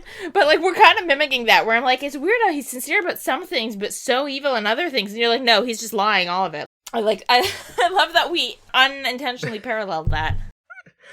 Josh caps off that conversation by saying, let me be the suspicious one so that you, Estelle, can be the optimist. And that's how we'll approach situations. And I also appreciate the symmetry here in that you're taking the optimistic read and wearing a red Estelle shirt, and I am taking the pessimistic read and I'm wearing a grey Joshua shirt right now. Oh, yes, true, because the listeners can't tell that is what we're wearing. I am wearing a very red t-shirt, and Matt's wearing a, like, grey, maybe with blue undertones t-shirt. Mm-hmm. So, like, it's really, we are color-coded right now. We're the opposite of the cover of the show art. That's so funny. It really is. It's perfect. That's great. I'll love to get an orange shirt for next game. An orange and blue shirt. Spoilers. Estelle gets a fit. I need a cape, I guess. You need a big scarf and a black tank top. Well, I live in Melbourne. It is the land of the big scarf. Love it. In any case, now that we've decided to split the work between being suspicious and optimistic, it's time to check in with Hilda. She says that she'll help us. Yeah, we also learned that Cassius was school friends with the late prince, like the princess's dad, the queen's son. She's like, they were school friends, and then the prince, died in a shipwreck 15 years ago and left his daughter orphaned. Right. I guess he and his wife died because the daughter was orphaned. But we just learned that. So Cassius really is so well connected. Yeah. Have we learned the prince's name? I think we have, and I don't remember. Yeah, okay. It's not, important. Sorry, buddy. We've had a lot of, referring to people exclusively by their titles as opposed to their names. So I was just curious if that was something that was being withheld or I'd just forgotten it. The plan with Hilda is that she's going to sneak us in to the royal residence by dressing Estelle up as a maid, which is Estelle has apparently fantasized about trying on one of these maid outfits. Yeah, ever since meeting Estelle, Lila. She wants to get herself a mayor too. Mm-hmm. Maybe Karna. But Joshua is like, well, remember your manners, because I won't be there to remind you to be polite to the queen. And Estelle goes, what? You're changing too, aren't you? It's amazing. They con Joshua into getting into drag again. And Estelle literally tells him there's nothing shameful about it. Like, she's like, drag isn't shameful. Be proud, Joshua. Flaunt it. Drag is religious expression. Exactly. It is. It is scripture. It is the doctrine of the Septian Church. I love that they had either a color-matched wig or extensions ready to go for Joshua. So yes. I guess that's what they've been doing, running around while we were having dinner and getting interrogated by a blonde. They finished up the soup entree, emptied out the pot, filled it up with dark blue dye, and started dipping bundles of hair in it. Yes. And we got the best thing, another new little sprite of them in their little maid outfits. I love... Yes, new headshots. It's so good. New headshots, new little pixel guys. It's so good. Estelle looks adorable. She does. And Joshua looks really cute. Gorgeous. Every time Estelle puts her head down, she's so cute. Beautiful. And very family resemblancy as well. with her Yes. hair down. The moment she doesn't have those twin tails. Yeah. But Joshua's stunning. Everyone remarks on it once again. Joshua because he's a sparkles the hottie. second he walks into the room. Joshua, Yeah. like, I'm sorry, it's the Gorgina herself has just walked into the room. Like, It's a good look on him. And Looks I love that great. the sparkle is entirely non-consensual. He's just Yeah, so he's, stunning like, that it's like, despite the fact that he's stomping in like the most dejected a person could be, it's just like, he can't help but sparkle. It's so good. And then Hilda becomes our party leader, which is awesome. the first thing I actually did once she took over as the party lead is I immediately ran down to the basement in the kitchen again because I wanted to interact with the door and see if she had something to say about it as a person who Ooh. works in the castle, but she doesn't. Did you check any of the guards? I did stop in at the restricted section, the Royal Guards entrance. Yeah. Because I just couldn't remember which direction I needed to go. Yeah, fair. I was getting lost in the palace again, and they're like, "Oh, look, it's you. You can't come in here. What do you want?" But I don't think they said anything more distinct than that. Oh, see, when I talked to them as Estelle and Joshua only, they told me that they would arrest me if I didn't back up. So I was just curious if they had different... But they do have different dialogue if it's Hilda, which is nice. They do. It's more respectful, but they're just like, you can't be here. Yeah, I expected Falcom to do that, but it's still nice to know. But the guards let us through now that we are, like, into the royal residence now that we're maids. They think we're cute. Yeah. They're a little weird about it, but I think, is it at this point that they're like, you look familiar, and Hilda's like, oh, do you look that closely at every maid that walks through here? And That's on the way out. They've had time to cook on it by the time you leave. amazing. Initially, they're just like, hot women must hit on. They Yeah. clearly go to the Anton School of Romance. Anton and Duke Dunan, I guess. We go in, but unfortunately Joshua insists on boy clothes to meet the queen. He actually says, boy clothes now. I screen capped that line. I guess he didn't like it back in the maid's quarters when Hilda said, it's almost frightening how good that looks. Yeah. Estelle changes back into her normal clothes too, even though she said that she was happy to meet the queen in her normal. I guess she felt like it had to be both of them as a team in maid outfits. She couldn't just be the only one. Yeah, it's a pity because this was her fantasy apparently. I know, Joshua ruining everything. And then we go in. Yeah, there's nothing really to look at in the castle except for the queen. You do change in Princess Yes. Claudia's room, Oh yes, but it's not one that she frequently inhabits because she's. They do tell you that she usually lives at the villa before yeah, this, I think right? they say that. So yeah, we go up to meet the lovely Queen Alicia. 26th monarch of the Burl, and she offers us tea. And What a she's sweetheart. look, I'm not a monarchist, but Queen Alicia's fucking awesome. If all She's queens were dope. like her, maybe I would be. What a lady. She made tea for us, first of all. She didn't have her maid make tea. She made tea for us. Yeah, it's funny because the pretext that we use to get into the castle when the spops question us Yes. is that the queen has requested tea, so we are bringing her tea, and then upstairs she's like, no, I brew my own, thank you. Mm-hmm. I love it. I love She's her. a self-sufficient lady, she's not relying on her privilege or position, even Yes. though every maid in the castle is hired specifically to serve her. But we sit down with her, and we tell her everything. Just absolutely Yes, we everything. give her the letter from Professor Russell. She has a vague idea what Richards intends to do with the gospel, but she says she didn't think he, quote, knew about it. But she doesn't specify what that means. But it's sus. And then Estelle asks, and the queen says that there's no harm in telling us. And she gives us some lore.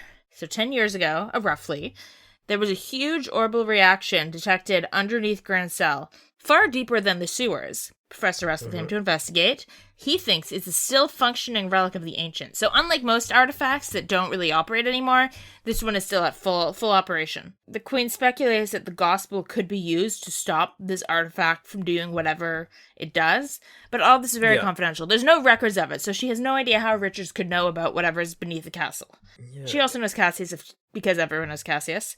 Also, I did note that when they're talking about the Black Orbment and this weird orbital reaction deep under Grancel, that Joshua references that not all artifacts survive powered to this day. Yeah. He sort of contrasts it against the defunct devices on the top of the towers, Yes. the Amber, Esmelis, etc., etc. They don't work, but then Mayor Dalmore's time stop wand still did. Yes. So I just thought it was nice that we got those defunct machines Continuity referenced of that. again because they're still floating around in my brain, I'll tell you that much. Oh, for sure. But yes, she moves on to tell us about the events of the war and Cassius Bright's role in it. Yes. Which was also about 10 years ago. Also 10 years ago, we're thinking timelines, we're thinking 10 years, how long has Joshua been around? Oh, no, he hasn't been around that long, but the war was 10 years ago. Because Estelle was 11 when he showed up, so that was like 5 years ago. Oh, it's 5 years, not 10 years. Okay. But 10 years ago is when the war happened. Also, when the overreaction happened underground. So, like, the big reaction, orbital reaction thing would have happened around the time of the war. Right, so that and the war line up. There was, 10 years ago, a disaster in Erebonia. 10 years ago, a tragedy happened in the southern reaches of Erebonia. The cause is yet unknown, so I will omit it, is what she says. Aha. And then she says the Empire used this tragedy as a pretext to invade. And then we get art. That great flashback art. I love this flashback art. I did grab a couple of snaps because there's some interesting stuff in there. Yeah, so she notes that the plan to deal with this invasion, because basically they invaded Liberl, they were instantly at the gate. Like, it was pre-planned, basically. What we said about the back in chapter 1 when I read that book, and we talked about how they handed her like the declaration of war seconds before the first shot was fired. Like, they timed it all. She explains that here in case you didn't read the book. They were basically able to take over the whole country in a snap, except for Grancel, defended behind the walls. They say that the Empire's invasion force was 3 times the size of the Royal Army, and that the Liberal actually got reinforcements from Calvert, but they were too late to stop the advance. They had to develop a plan to kind of retake the country. So it was our dad, Cassius Bright, who was General Morgan's right-hand man at the time, as well as Alan Richards' superior officer. He laid the plans where basically they took advantage of their unique... The thing they used... I'm trying to think how to phrase this. Liberl got airships. They had brand new technology, patrol airships, that they took advantage of. About 2 months later, they mounted their counteroffensive by using these new patrol airships to recapture checkpoints throughout Liberl, the checkpoints that we've been hanging out at, and sever Imperial's communications and supply lines. So now we know why the checkpoints are so important and so protected, because they're the key to the whole security, or the lack thereof. Whoever holds the checkpoints holds the country. And I will note that when they were explaining this bit, the art, which I did not snap a photo of because I was waiting for an explanation of it before I took a photo. In the shot, you can see fighting happening in front of, assumably one of the checkpoints. It's a big castle-y type thing. Yeah. And you can see soldiers on the ground fighting with an airship overhead, dropping bombs onto the battlefield. You can see bombs falling out of these patrol airships. And they don't reference that at all. The fact that they were carpet bombing the combat, which is insane. Yeah. Like, you'd think that when you're using these patrol ships to become like weaponized vehicles, that would merit mentioning. But it does kind of get glossed over, which I just thought was a bit... Because that's horrifying. Like, being able to drop bombs from above for the first time in combat, that changes the game, and it doesn't get mentioned. I wonder if this was the first time, or if it was that the patrol airships were smaller, so had never been used for... So it was the first time they had, like, small, more, like, maneuverable airships. I don't know. I probably could do some research, but I was wondering... Because that is horrifying, but I'm also wondering... They specify that patrol airships were brand new. So I'm like, was that the first type of airship that existed? Or was it that these were a new kind of airship that was really different? I don't know, but that's interesting. Yeah, it was kind of my thought that they must be the first ones, because when you're building a flying ship, you start small and build up. So that was my thought, that patrolling airships were a new concept, in that airships were a new concept. That was kind of my read on it. But yeah, bombing from above, fucking terrifying. But we learned that... the war was also ended with the help of the church and the Braces. Yes, so the church was part of it. The Braces is weird because they're not meant to interfere in, like, governmental, political events. This is true, but there were civilians being killed. Threat of life, yeah. So there's that. And then the church. Why would the church be involved? They're a religious body. We don't know much more than that. The church is fucking always involved. I don't know why, but they're always involved. But seemingly, I mean, this chapter, we were liking them because they were hiding Julia and helping the royal guardsmen in Julia hide out, so... clearly, their political intervention is at least sometimes on our side, but it's interesting. It could also just be that because they're an international body, like there are high-ranking church members in Erebonia and high-ranking church members in Liberl that are, like, maybe it's something like that. I don't know. But then we get some art, really sad art, of Lena Bright's body in bed with little Estelle standing over her. And then you see a bunch of adults, like, crying in the background. And we learn the most tragic... So, we learned... the story Estelle told us about how her mom died was tragic enough. And then it gets even more tragic now. Because we learn that the bombarding that clock tower, that was part of the Empire's desperate attempt to hold back that counteroffensive. And Cassius blames himself because they would never have mounted that last attack that killed his wife if he hadn't done that whole counteroffensive. Cassius couldn't be there for his wife's final moments because of all of this. And that's why he left the army. He doesn't just feel responsible. He was, in his mind, responsible, and he couldn't be there for her. It's like a double whammy. It makes sense why he would leave the military. That's a lot to be carrying. No kidding. It also makes it so much worse that Morgan is mad at him for leaving the military. Yeah. Maybe he doesn't have the full picture and will feel like an asshole if he finds out, but... Maybe, but man. It is... You'd think your wife dying would give you enough grace without needing to know all of this, but this all just makes it way worse. You just gotta toughen up and get through it, I guess. But then the queen personally apologizes to Estelle for her mother's death because she says all of this was in service of country, which means I bear the ultimate responsibility for your mother's death, and I'm so sorry. Which, I mean, is nice, but also I'm like, oh, did you personally apologize to everyone whose family members died in the war? Because I don't think it only, not that it was your fault. Like, it genuinely, this is one of those situations where it was not her fault, this war. This was a very much like an imperial invasion that was not at all her fault, but I don't think the fact that this was all in service of country makes it more or less tragic than all the people who died, Exactly. She apologizes to Estelle and asks her to step away from this whole conflict because she feels responsible for Lena's death. And I'll also note that in that art of Lena laying in bed, her hair looks almost identical to Estelle's right now, or in her maid outfit in the a maid moment thing, ago. yeah. Yeah, so she asks Estelle to step away, who outright refuses. She says she wants to protect everyone, and that's kind of the way of honoring her mom's memory. It's a little speech about protecting peace and following convictions, and Joshua kind of echoes it too. Hearing all that, Queen Alicia says that she was right about Estelle. Mysterious she. Another she. Unless it was Adios, I guess. Yeah, well, it's not capital S she. Exactly. Some terrestrial she was right about Estelle, which she doesn't elaborate on, but the Queen does ask that they carry a request from her to the Bracer Guild, and that is to rescue those kidnapped by the Intelligence Division, including Princess Claudia, who is being held against her will. Yes, and then we learn another bomb about what this whole coup is about. And oh boy, it rings close to home. Oh boy, yeah. So this whole coup started when the Queen backed Princess Claudia as the successor to the throne over Duke Dunan. And the Queen says, and I quote, "No matter the era, there will always be those who object strongly to a woman wielding political power." How do people think this game isn't woke? This game is so political. Like, it's not perfect, but oh my god, it's so political, it's so direct. Because the Erebonian invasion was pretty recent, quote, "Some will perceive a succession of 2 consecutive queens to be a sign of weakness." Now again, I'd like to remind everyone listening, God is a woman. This disconnect between the reality of leadership and the metaphysical reality of spiritual leadership. It's so weird. Like, everyone's a misogynist, and they hate queens. She also mentioned that she believes this includes Alan Richard. Oh, she's very clear about it. He is one of the people who would not be happy about 2 women in power consecutively. So I guess it gets worse and more direct about him. Because, we're told pretty directly, he staged this because Claudia is a girl.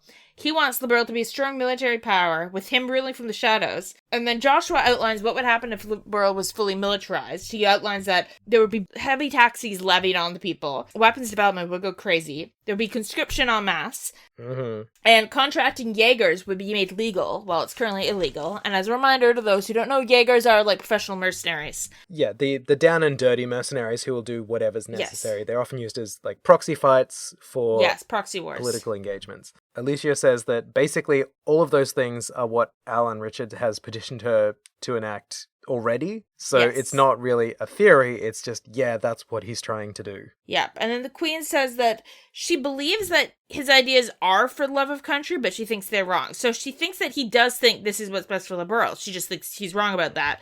She believes, and this hits close to home, she believes in cultural exchange and free trade, which is a little close to home right now. Alan Richards finds such notions, and I quote, womanly and foolishly idealistic. And so he demanded she abdicate in exchange for Claudia's safe return. And a lot of other folks had their family kidnapped to coerce them. It's a lot of misogyny from a man whose trusted second in command is a woman. It's very weird. But then she seems weird about like other women too. I don't really know why, but she kind of. Well, you know what? I did have a read early on. Obviously not true because this is a much too old a game for it to be true. But I read Amalthea as almost trans femme. She just has that kind of like, excuse my language, that severe cuntiness that reads as like a trans woman who's like She is serving. owning it with 110%. Trans women do serve in a way that not all cis women manage to. And then I had this horrible reading in my head as like, oh, well, if he has a second in command who's a woman, but she is trans femme as I'm reading in my brain, does that mean that he's like a trans denier and thinks of Amalthea as a man? And that's how he manages to justify it in his head? It's like all this nuts, gross stuff. And I'm like, isn't that horrible? Thank God that this game is too early to talk about trans identity in any capacity, because if that was true, yuck. Ugh. But it just makes me hate him a little bit more, and I'm okay with that. Already enough reasons to hate him. Anyway, so yeah, this is all just a misogynistic coup. The queen says that she refuses to betray her country for her own blood. She's like, because I'm queen, like, I can't negotiate with terrorists. I can't turn over the whole country just because of my granddaughter. But also, she's my only granddaughter. I can't just let her die. That's why she's requesting the Braces intervene.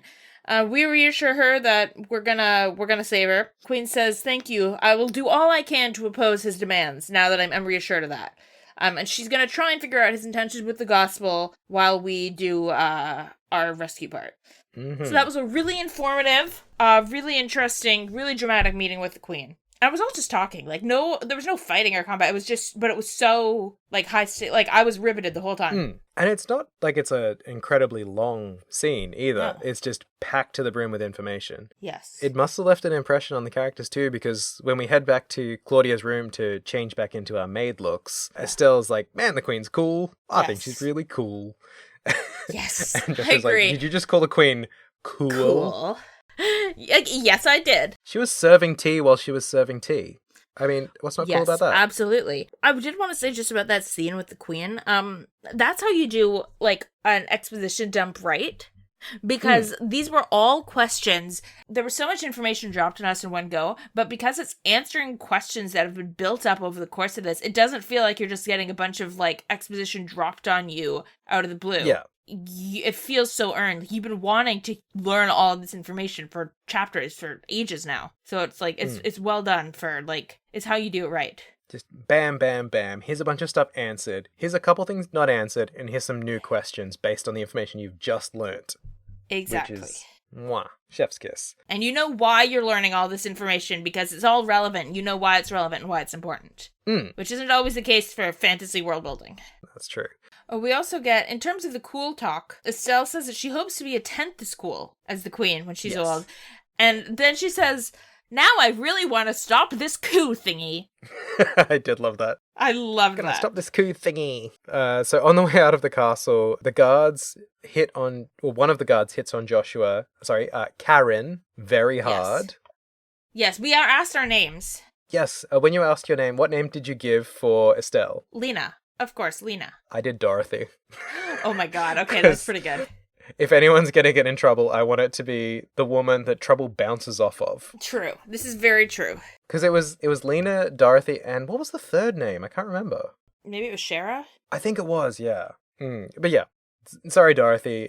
You might get in trouble from the Spops. And Joshua goes with Karen with an I, not like, Karen, can I speak to the manager? Yes. The guards try and hit on Karen, and Hilda once again to the rescue. She's like, "This, do you like pursue all women like this? Are you always a creep?" And they kind of back off so that we can leave. Unfortunately. But then speaking of creeps, there's another creep. Downstairs we find another creep, because as we come downstairs from the rooftop gardens, who should emerge from out of the bar but Duke Doonan. Fucking Doonan. Trailed by Butler Phillip as always, and he is just letting shit slip left and right, because he's drunk as a skunk. And he's also being gross as hell. Yeah, he hits on Estelle. Yeah, right after she's like, oh, Joshua is always so like, everyone hits on you, and then it's like, oh, I wasn't asking to be hit on grossly as well, but that's happened. He's really into Estelle. He says she has like a healthy look, which is weird. Yeah. Estelle doesn't seem to really get that she's being sexually harassed, even though the Duke orders her. He says, Lena, you will attend to me this evening. And Estelle really thinks he just wants tea. And then after he's gone, Hilda comes up and says, I will enlighten you on the matter of tea, whispers in Estelle's ear, and then you can tell by Estelle's face that Hilda has just explained to Estelle that he was trying to do HR violations to her. At the very least, yeah. Yeah. It's not great. Everyone's getting hit on. He also remarks drunkenly that nothing matters because the castle will be his in a week's time. Yeah. He's like, oh, really? Uh-huh. That's the timeline, huh? That's the timeline. So he's going to be inducted within a week, apparently, and then within a year they're going to marry off Claudia to get her out of the way. Which seems like it should be the other way round, maybe, but... Yeah, it's like, yeah, I definitely see why the queen would back a 16-year-old over this guy to be queen. I would also rather a teenager be in charge than him. Yeah. And then another interception. After his interception, we also get an Amalthea interception. But after we've changed into our normal clothes, thankfully. Quizzing us on where we've been. Clearly knows the answer, but is trying to get us to tell her. You get the option to say multiple places, but no matter where you say, she's just like, oh, well, I know you were in the maid quarters. But Jin comes to the rescue, though. He stumbles in drunkenly, also from the direction of the bar. Hits on Amalthea some more. Yep. Kind of says, hey, come have a drink with me. She straight up recoils from him physically. She backs away. She's like, gross. No, I will have to politely decline your wonderful request. And then he covers for us by saying that he calls us his students and says that he sent us to find him snacks for his munchies. So I guess he wasn't just drinking. Yeah. But he's clearly putting on a thick himbo act to go. And then Joshua does his thing where somebody gives him something to go with and he immediately takes it for all it's worth. And he's like, oh yeah, we tried the kitchen and then couldn't find anything there, so we went into the maid's quarters to see if they knew how to get any food. Great lie. And immediately Amalthea, clearly can't... Yeah, it's a really good lie, and Amalthea can't get through it, clearly. She leaves in a huff. So she leaves in a huff. We head back to the room with Jin, who, as soon as we walk in the door, turns around and is like, well, glad that got sorted out. Sobers up immediately. Clearly was not actually drunk. Estelle's shocked that he was faking. Yeah, but CSI Josh is on the case. Yeah, because he identifies it as an Eastern technique that makes your blood circulate better to make it look like you're drunk by giving you rosy cheeks or whatever. It's like, all right, sure. Why does Joshua know all this stuff about Eastern techniques? I feel like this is the second or third time he's been oh, that's an Eastern technique. Oh, yeah, because he says it later in the chapter, too, about something. Yeah, but it's he also could have just, slapped his cheeks before he walked into the room, you know? It doesn't have to be a secret technique. I would love it if that was it. And just when Joshua said that, Jin was like, yeah, totally. That's totally what I was doing. Totally, that sounds cooler. Yeah, like this. Plap, plap. But then Jin asks what the story is, and finally reveals that the reason he came to the world wasn't actually for the martial arts tournament.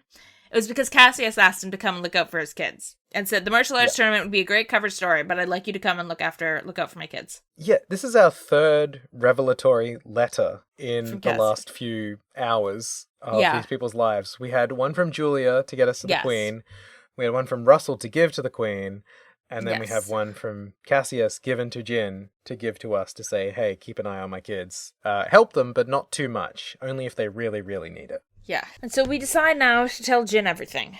We're might as well. We've been telling everyone everything all day. And Jin agrees to help. And I think it's interesting to point out, the non-intervention clause doesn't come up here at all. And that makes sense because this is about rescuing civilians. But it's also interesting that they don't bring it up. There's no mention of this is kind of, after last chapter when we had that whole thing with Kilika outlining why we were able to go on this on our rescue mission in Leaston Fortress by specifically outlining the loophole we were going to use in the non-intervention clause. We don't get any of that. I guess they're now you know how this loophole works, so we're not going to cover it. So we find out that Dad's journey has taken him to Erebonia. He's off investigating there. I don't think there was much more before we cut to a new scene, was there? No, we cut to a new scene with some spooky, mysterious music. Yes, and it is Alan, Lawrence, and a bunch of lackeys from Spops in some sort of, you could almost call it an Archaeozoic big hole. Almost, yeah, it really does have that. Yeah. It's got some what kind of look like construction barriers up, the kinds you put up when it's don't walk over, at a dig site or something you might see, don't walk over here because big hole, you'll fall down. But it's also, parts of it look really modern, parts of it look really weird and different, but you also don't really get a big sense of what kind of place it is. It's a big chasm, and it's some sort of uniform stone everywhere that has some sort of print on it. It looks very alien and kind of It does. random geometric shapes. But there's a bridge built across the chasm so they can get to the next bit. I did also note that off to the side there was an orbment charging station, aka a pocket watch winding station, and I was like, I'm going to be here someday. But before we can learn too much more, they are suddenly swooped by a pair of mechanical monsters, which is our first introduction to archaisms, which are like a type of ancient machine that are often used as defense robots, basically. These ones kind of look like birds a little bit. They're very fancy and huge, but Lawrence and Alan take them down in a single swipe. Just one chop and they're done. To which one of the special ops guys in the background just says, "Holy shit," which, fair enough. Yeah. Alan then says that the way to ultimate power is now open. And then you get a bunch of chants of "For the glory of Liberl" from the whole Spops crowd. But yeah, it's a pretty short little scene, but it's very enticing. This is perhaps there that Lawrence was going to lead Alan, mayhaps. That definitely reads, because it has some very spooky music, very ominous, so I look forward to learning more about that. But for now, it's time for sleep and for a new day to dawn. And we report in to Elnan at the guild. It's our first thing on the next day's list. Yes, so we check in at the guild. Zin says he's helping, and Elnan mentions that he's an A-rank bracer. And Estelle doesn't know what that means, which also seems weird, because this is your career path. So wild. This is your career path, and you've not investigated it at all? Yes. Joshua obviously knows what's going on, because he always does. Yes. But they explain that the letter rank braces, sort of full braces, have a letter rank starting from G all the way up to A. I had no idea it started at G. I don't think I've ever seen anything in these games below a C bracer. So there's Gs?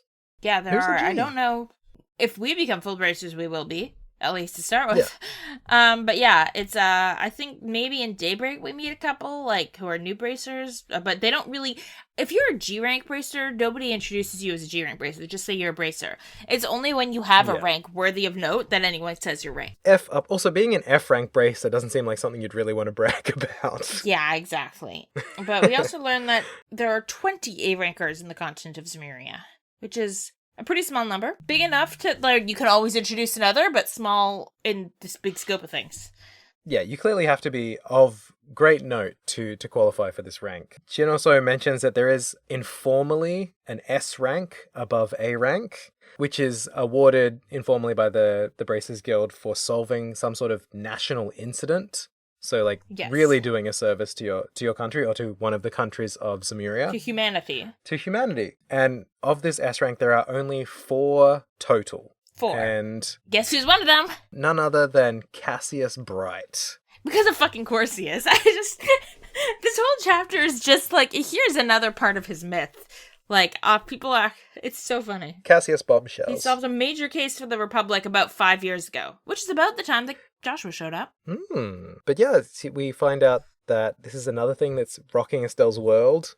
She says, Royal Army Soldier, Hidden Hero, Divine Blade, S-Rank Bracer. Yeah. If he's really so damned awesome, then it sure would be nice if he'd come back and take care of this case. Yeah, but that triggers something for Joshua, because he goes, it's interesting that all of this has happened when he was abroad. Almost like it was planned that way. And they kind of dismiss it, like, there's no way that they couldn't manipulate Cassius like that. Nobody could pull the wool over his eyes to, like, manipulate him, so it must be a coincidence.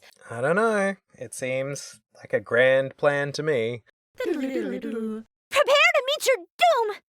With all the information we have on what's going on now, setting aside the wonderful mysteries of Cassius Bright, it's time to assemble everybody so that we can start making plans. It's time to assemble the Avengers. Oh, we do learn that all of the checkpoints in Liberl have been sealed off as of today. And we literally just learned 5 minutes ago that holding the checkpoints of Liberl means you hold Liberl. That's really what means you hold the country. So it's very, I think, deliberate that right after that they say, as of now, they have sealed all the checkpoints. Like, that they have control. The claim is that they're preventing any terrorist attacks during the Queen's birthday celebrations. but it's clear that they're just kind of like stopping any movement in the country, which is why we have to find out what resources we've got here on the ground, because we can't pull in braces or soldiers from anywhere else. I do think, thinking about when this game came out in 2004, not long after 2001, right in the middle of the War on Terror. Now, obviously, it's made in Japan, it's not made in America, but I think that can't be a coincidence. All this, the deliberate commentary on people using the premise of terrorists to serve your own, as an excuse to pursue your own interests. Like, I don't think that's a coincidence that the timing of this and that being very much the, like, a huge part of what's going on here is people are saying, oh, we're fighting terrorists as an excuse to do all sorts of illegal shit. I think that's deliberate. Yeah, it's a little too one-to-one. Yeah. But because of all these restrictions on the country, we can't pull in Shara or any of the other braces. We've got to use the resources we have on the ground, which means finding the rest of the braces, the other 4 who work at the branch, and we need to see if we can pull in any contact with the Royal Guardsmen for backup, and also check in with Sister Julia in hiding at the cathedral, and with Niall to see if the press have any information that we can use. Yes, he has been investigating after all. That's true. He's always on the case. We also get from Elnan confirmation that he's pretty sure the captives are being held at Erbe Royal Villa. So we were suspecting that, but we're now pretty sure. Yeah, and we need to verify that information as much as we can, because if we make a move and they're not there, we're in big trouble. Fucked. Yeah. So the first thing I did was I ran to the LeBlanc coffee shop, or Boral's coffee, whatever it's called, because I had every copy, or every chapter of the book Carnelia, which means I could exchange it for an ultimate weapon. Lucky you! Yeah, I got Estelle's ultimate weapon because she hits less hard, Nice, so I wanted to juice her up. And then I bought my new gear as well. I bought a bunch of gear for everybody so that we were all in tip-top shape with my 100,000 Mira reward. Well, I was not so lucky. I didn't get an ultimate weapon, because it turns out somewhere along the line I missed 2 or maybe 3 of the Carnelia chapters without even realizing. We'll get you next I also time. noticed I'd missed a couple of newspapers at the same time, did so I too, hadn't been as actually. thorough as I'd hoped. Though I went and found a newspaper today. Yes, I did manage to track down, I think it's issue 11 they're up to now. Yes. At this point. Oh no, it's issue 9, 11 books in Carnelia. But yeah, no ultimate weapon for me. I'll just have to make do with the really good ones I have at the moment. Yeah, I think you'll be okay. I went around looking for bracers. I found Karna first. I didn't even mean to. I went to the weapon store and she was there. So it's kind of like when you find somebody, they go off to the Bracers Guild to wait there for the meeting. But when I found Annalise in the department store, she asked if we have any juicy gossip for her. And Estelle goes, if by juicy you mean spit your juice all over in shock, then yeah, it's a real juice bomb. A real juice bomb. Absolutely. We also got an interesting note, just in terms of more eerily realistic things going on. When I was in the department store, I talked to an NPC who commented that there's a lot less stuff on the shelves in the stores than usual. Oh, I didn't So I notice thought that that. was interesting. But Makes sense if all trade and travel is cut off. Yep. It's a very quick turnaround for that to happen as well. Yeah, I did the lap looking for the braces. They only appear in order. Like, they don't exist until that's not what happened with see me, because the order that was really? set out online is different. Karna is who I found first. I think Grant is who they say you're supposed to find first, but I think it's just that Kurt has to be last. Oh, okay. Yeah. But yeah, I did Grant, then Kana, then Annalise, and then finally Kurt. I don't know how you could possibly know to look for him there, but he's upstairs in the hotel in one of the rooms. I think Ellen says check the bars and hotels, but the last one you look for, like, you think that means the hotel should be one of the first places you check, but if you have to check it last, it's weird. Yeah, but also, he's based locally. Why does he live in the hotel? Shouldn't he have a home? He's just like the sweet life. I guess. Kurt and Cody. But yeah, he's just standing alone in the middle of a room, kind of staring off into the middle distance. Trying to remember some shit. It seems like something's been going on. Some of his memories have been starting to unlock recently. After he had that weird spaced out moment at the tournament as well. But yeah, we start giving him the download on what's been going on, the information about the coup and the Black Orbment and all this and that.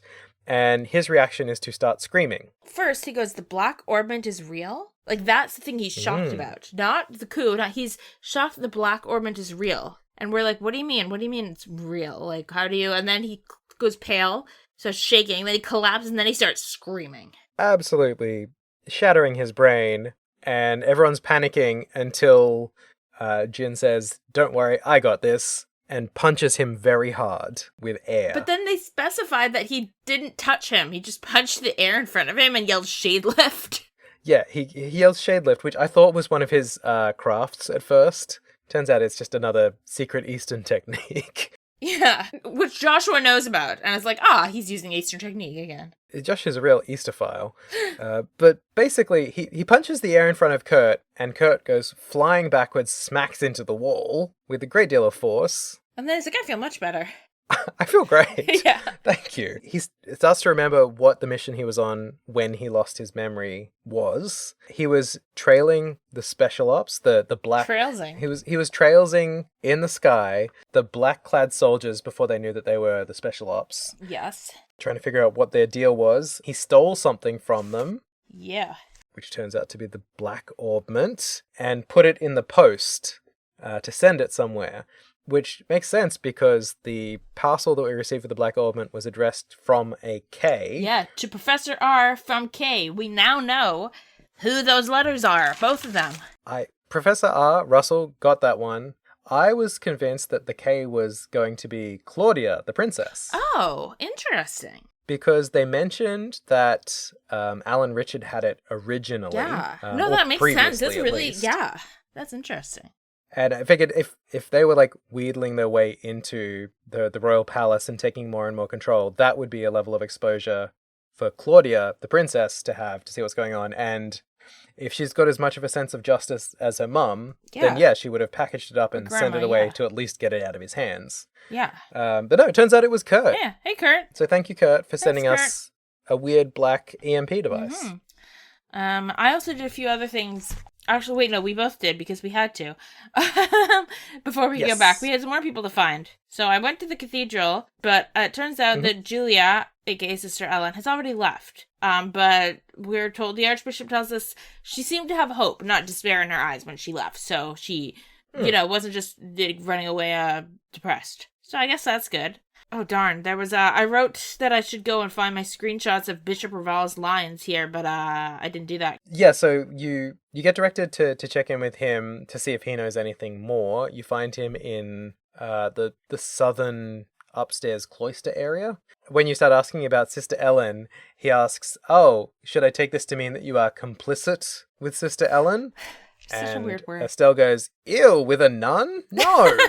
And Joshua has to step in and say, no, he means, are we in on her plan? Yeah. And she's like, oh, yes, we are. And then she does not get the sexy nun thing, let's just say. Estelle does not get the sexy nun thing. She's not here for it. That's she's a like woman the people of who got mad at she's like the people who got mad at Chapel Roan for wearing a sexy nun costume. Oh, Estelle, grow up. Well, she didn't understand what tea was either, so, But turns out he's got no information. She left without saying where she was going, so that's kind of a dead end. We don't have a lead on the Royal Guard, so I just sort of left it as is for now. So what I had written down was actually the other bishop guy I had some fun lines that I wanted to write, but I'm trying to... I can't remember where my screenshots are on Steam because I can never remember where to find them in the Steam app. But I did read the newspaper at this point, too. I'd picked it up at the store, and then I only just read it now.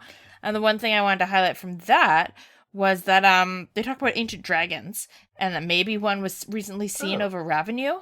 Oh, yeah, they're like, a big shadow was shown over Ravenue Village. Maybe it was, people think it might have been an ancient dragon. And there's just no other comment on it. Or maybe it was the Capua airship taking off when we were there. But this was recently. Like, we've already heard about that. That was ages ago. This was, like... brand new, and they specifically say the dragon, they might be coming back after having not been seen in so many years. I was just like, what the hell? Probably a dragon then. I guess they're not really able to report on any of the real events in Grancel at the moment, or in Labelle in general, because there has been mention at Labelle News already that they're kind of being hampered on telling the truth. So this is probably just a filler story to cover up the gap that was left from not having there's a coup happening article. That's true. I mean, I guess we'll see if there are ancient dragons around or not. But yeah, after that, it was off to the Labelle News to try and find Niall, because I hadn't seen any of those messages previously about him being MIA. I went in, headed upstairs, and there the editor and Dorothy are having a chat. Yes. They're trying to talk because they also haven't seen him for a few days. He was last seen 2 days ago, and we sort of disclosed that we saw him the evening 2 days ago. So we're the last most people who've seen recently. him. Apparently. You sort of challenged to us, like, was there anything, like, unusual or, like, helpful that you may have noticed during that meeting that would tell us what was going on? And you can let them know truthfully that he got a phone call while you were there that seemed to spur him into action. Yes. To which Dorothy goes, "Oh no, I can't believe Niall's dead." Yeah, she jumped straight there. I love her. But no, the last thing he brought up to us as well, what was that? It was an arranged marriage for Princess Claudia, which we've also had confirmed after our journey to the castle. And Dorothy's very useful, because she tells us that Claudia is staying in the villa because the terrorists are after her. So now we've got confirmed location for the captives. But she still thinks Niall's dead. She's very ready to believe that he's dead. Mm-hmm. He does rub a lot of people the wrong way, so it's probably not the worst assumption to make. We find out Niall also has a contact in the Erbe Royal Villa, so it sounds like he went there to try and get in contact or interview the princess, and probably got caught. Yeah. He's not the most personable guy. Yeah, he probably yelled at someone and threw his limp ciggy at him. So now we at least have a plan. I found the screenshot of what that bishop said when I was in the church. It was nothing that, like, important. I just thought it was interesting. He goes, "Life moves ever forward, pulled by the threads we call destiny. There is no beginning, no middle, and no end. There is only the human condition." So I don't know why that struck me, but I was like, okay, thanks. Very philosophical. Very philosophical. I'm not sure that tells me where Sister Ellen is, but thanks. Yeah, helpful, but not specifically right now. Yeah. But then we can go back to the guild and plan for our mission. Exactly. So we head over, check in with Elnan, and head upstairs to meet with everybody. And there's just a huge crowd of people in the room. There's the four braces, there's us, there's Jin, there's Elnan, and Estelle just says, "Man, we're really teaming with teams here." I love her. She just loves a bit of wordplay, that She girl. does. So we're planning the attack, and we decide that we need to do a frontal assault of the villa and divide into teams. So Ellen goes, "Maybe we should have a decoy team and an attack team." And Jin goes, "No, we should have 2 decoy teams, an attack team and an ambush team, and then pair up a decoy and ambush team and a decoy and attack team." We have all these teams now, the 4 teams, and everyone's like, "That sounds great, but we don't have enough people for that." And lo and behold, right as we say we don't have enough people, who walks in? More people! More people! Julia shows up. It's Sister Military and her friends, the military. So she's here with some royal guardsmen who have been kind of hiding in plain sight around the city, ready to deploy as needed, and this is the time to deploy, so they're going to help beef out our team so that we can have our rescue team, our ambush team, and our 2 decoy teams, which I will say was very confusing because I was jumping between my notes that I was writing and reading on the screen, but also getting really excited about the end of the story. So I kept like going a few pages without writing anything down. And I'm like, shit, what happened? I'm having too much fun. So we've got 2 decoy teams, and both are the royal guards, but they don't say that when they're assigning teams. So it's like, so the first decoy team can be the royal guards, and then the ambush team can be the other bracers. And then the royal guards will also be a decoy team again. So it's a little confusing like that. But yeah, 2 decoy teams. So one of them, you've got, if I recall correctly, they're going to have the decoy team, the first decoy team, show up where there's the airship, attract their attention. They're going to call in reinforcements, and then the senior bracer ambush team is going to come in and they're going to take them out, or at least deal with them. By doing that, a bunch of reinforcements will be called away from the villa. Then the other royal guard group is going to show up at the front gates of the villa and be a decoy, so the people who are left at the villa will mostly run out to confront them. And the main attack team, or rescue team, our team, will run in past them and hopefully be in a minimal security villa. So that's the game plan. So I assume that the airbase that they're raiding is that blocked off walkway that we saw. I assume so. To the side of the Royal Loop or whatever it's called. Mm-hmm. I do hope that when the remake comes that they, you know how in Cold Steel they would do like the war strategy kind of maps, like here's the little indicators moving from place to place. Like I feel like that kind of I want them overlay to do that. for this would help make so much more sense. It made sense as soon as it was happening, but while they were explaining it, I was just like, you called 2 teams the decoy team, and that's not helping me understand. Yeah, no. Decoy hopefully. Alpha, decoy Beta, or decoy Strega, because then Estelle will pay attention. Exactly. But yeah, it's a pretty simple plan. We're working with very limited resources. There's only 9 royal guards, including Julia. So we don't have a huge amount to work with, and we are up against Yeah. the entire military, basically. Yeah. So we gotta budget our time, budget our resources, but it seems like this is a winning strategy. We can make it work. So we all meet. We're all going to meet up at Amber Monument, the rest area there, which we found earlier, years ago in the first part of this chapter. God help us, that's so long ago. Yeah. Everyone shows up, and you get a really cute moment where they tell Estelle to give the order to move out. And she's very nervous. it's so She's like, cute. what, me? She's like, what, me? Because it was her case from the very beginning. She automatically defers. She's like, I'm a junior bracer. Shouldn't someone important or valid do this? It's like, Estelle, we just had a conversation about imposter syndrome. Yeah, we just did. You, a 16-year-old girl who likes shoes, are going to defeat the government. And that's just a fact. Exactly. So she gets reassured by everyone and climbs up on the monument a few steps. Not like on top of the monument, though that would have been cute, but like a few steps higher to give her a little move out. And basically just says, let's rescue them. It's not like a big speech or anything. She's just like, let's do it. Yeah, she's just like, everyone, let's get these hostages rescued. Which is pretty smooth. I would expect her to stuff it up or something. I would love a voice crack in a voiced line or something just to really sell.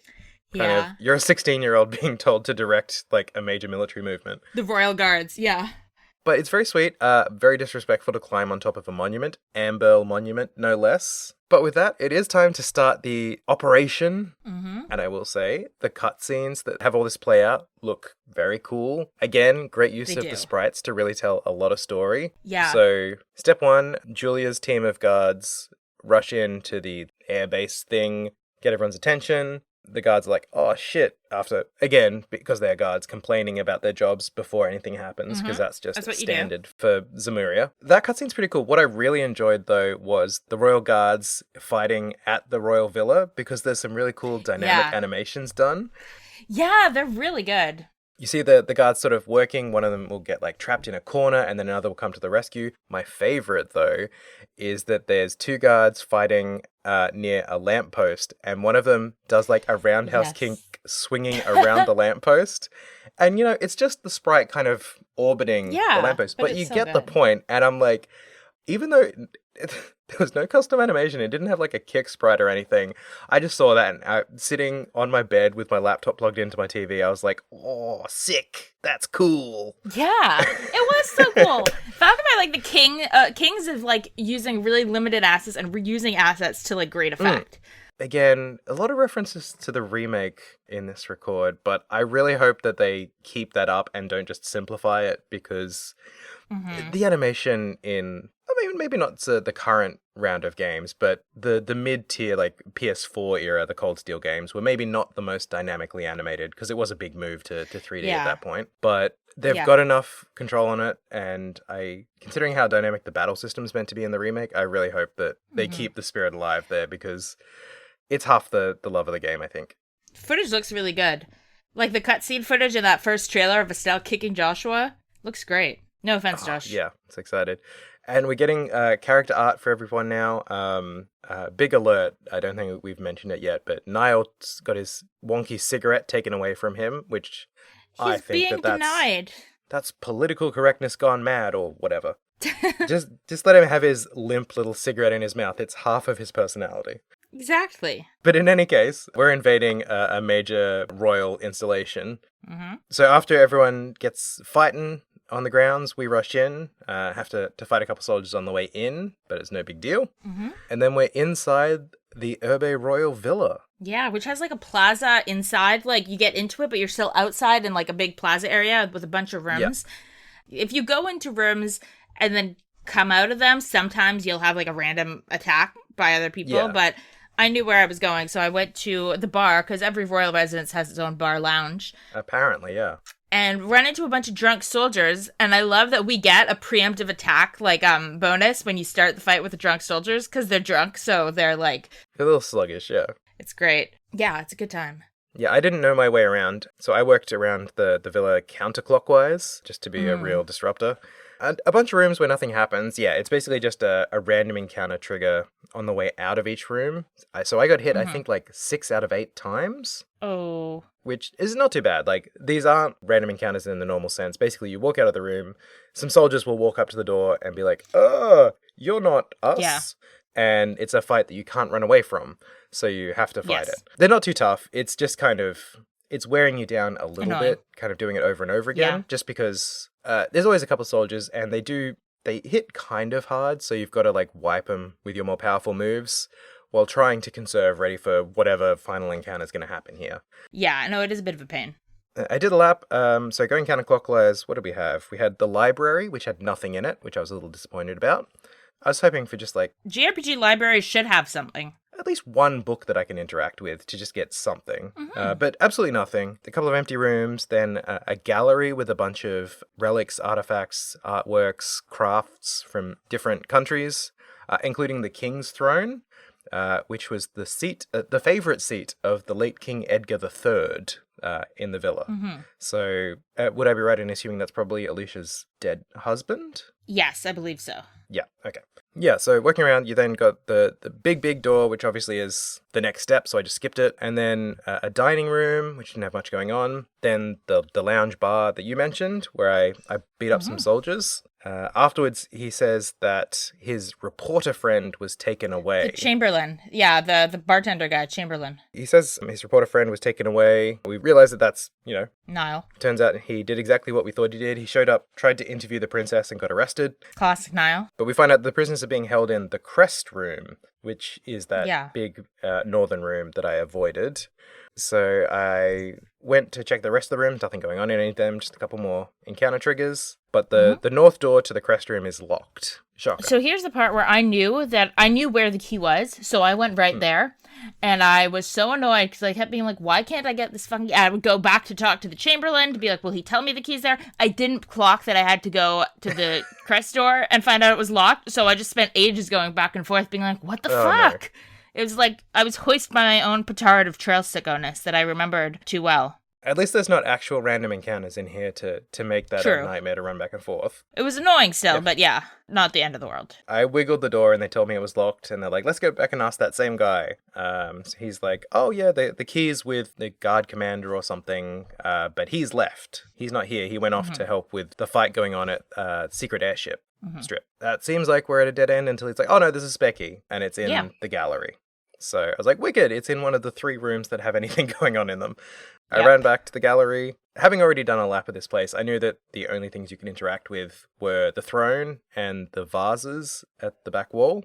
Yet again, you can't jump up on the throne. You can't jump on the throne. It's such a wasted opportunity. It should be a legally required mandate in any game that has a royal throne. You got to be able to sit in it. Absolutely. I poked all the vases, and it was in the red one in the corner, which I think was because each of the vases, they're from different areas. There's an Eastern one, an Imperial one, a Republic one, and then a locally produced one. And I think it's in the locally produced one. I think that was it, yeah. So yeah, it's patriotism. Oh yeah. But after we got the key, we can crack open the door. So I quickly ran back to the bar, because you can also heal with the Chamberlain after you save him. It was very useful. Very useful. Thank God. Just to restore my EP, if nothing else. So we bust through the door towards the Crest Room and find our first 2 heavy guardsmen who suck. Yeah. I don't like them. They are rough, yeah. They hit hard. They have like a heavy swing move, I think it's called, with their big halberds. Well, and especially if you don't know what's coming next. You don't know if they're like the boss or if you're going to have another fight after. So you don't know if you should be like conserving your shit. I was like, oh yeah, this will be a pushover. They're just a different sprite. No, I think they knocked at least one person down to 0 during that fight. No, they actually wiped me the first time because I just got stuck in a bad luck AT delay loop. And they just kind of wrecked me. So I was like, well, I guess we're not saving the princess. Yeah, I just S-craft all over the place. It's the way to go. Now that you've got area effect ones, it's amazing. Well, and since there's only 2 of them, it works out okay because if the single ones work too, because just getting one of them down makes a big difference. But yeah, then we get to enter the hostage room at last. Hooray! Who do we find? But the princess is there. I was going to say Niall is the most important, but no, the princess Niall's is there. Well, at first we find out why the princess is actually the most important one to us. There, we didn't know that going in. Because the princess looks super familiar.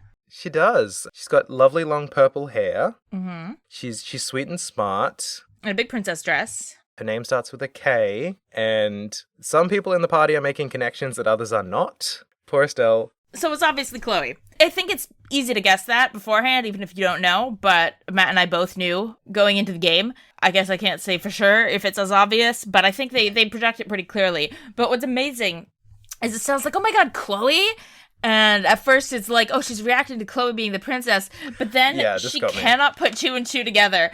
She's like, Chloe, why are you here? And where's the princess?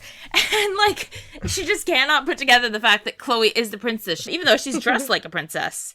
Joshua gets it, obviously. Jin gets it, I think, but... Yeah, this was really well written because I didn't immediately get that Estelle wasn't getting it, which is just well written because she's like, Chloe, oh my god, I didn't recognize. I know you, but not with the dress and the hair and the things. Then they're like, okay, great. Estelle's on the page. And then like, all right, so we need to get going. But she's like, no, we haven't found the princess yet. Like, I'm glad we saved Chloe, but where's the princess? And it's like, that's so funny. She's right in front of you, ding dong. And it's just like this pause, and then she just screams.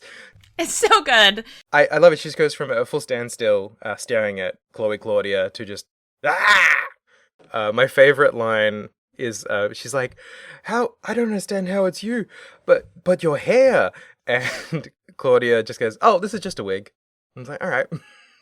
It basically looks like she borrowed Joshua's wig from a few scenes ago. They even say a few scenes ago, they're like, we already have those extensions lying around. You know why? Like, the maid says that to the other maid. I didn't catch So it's that. a hint that these are Chloe's extensions.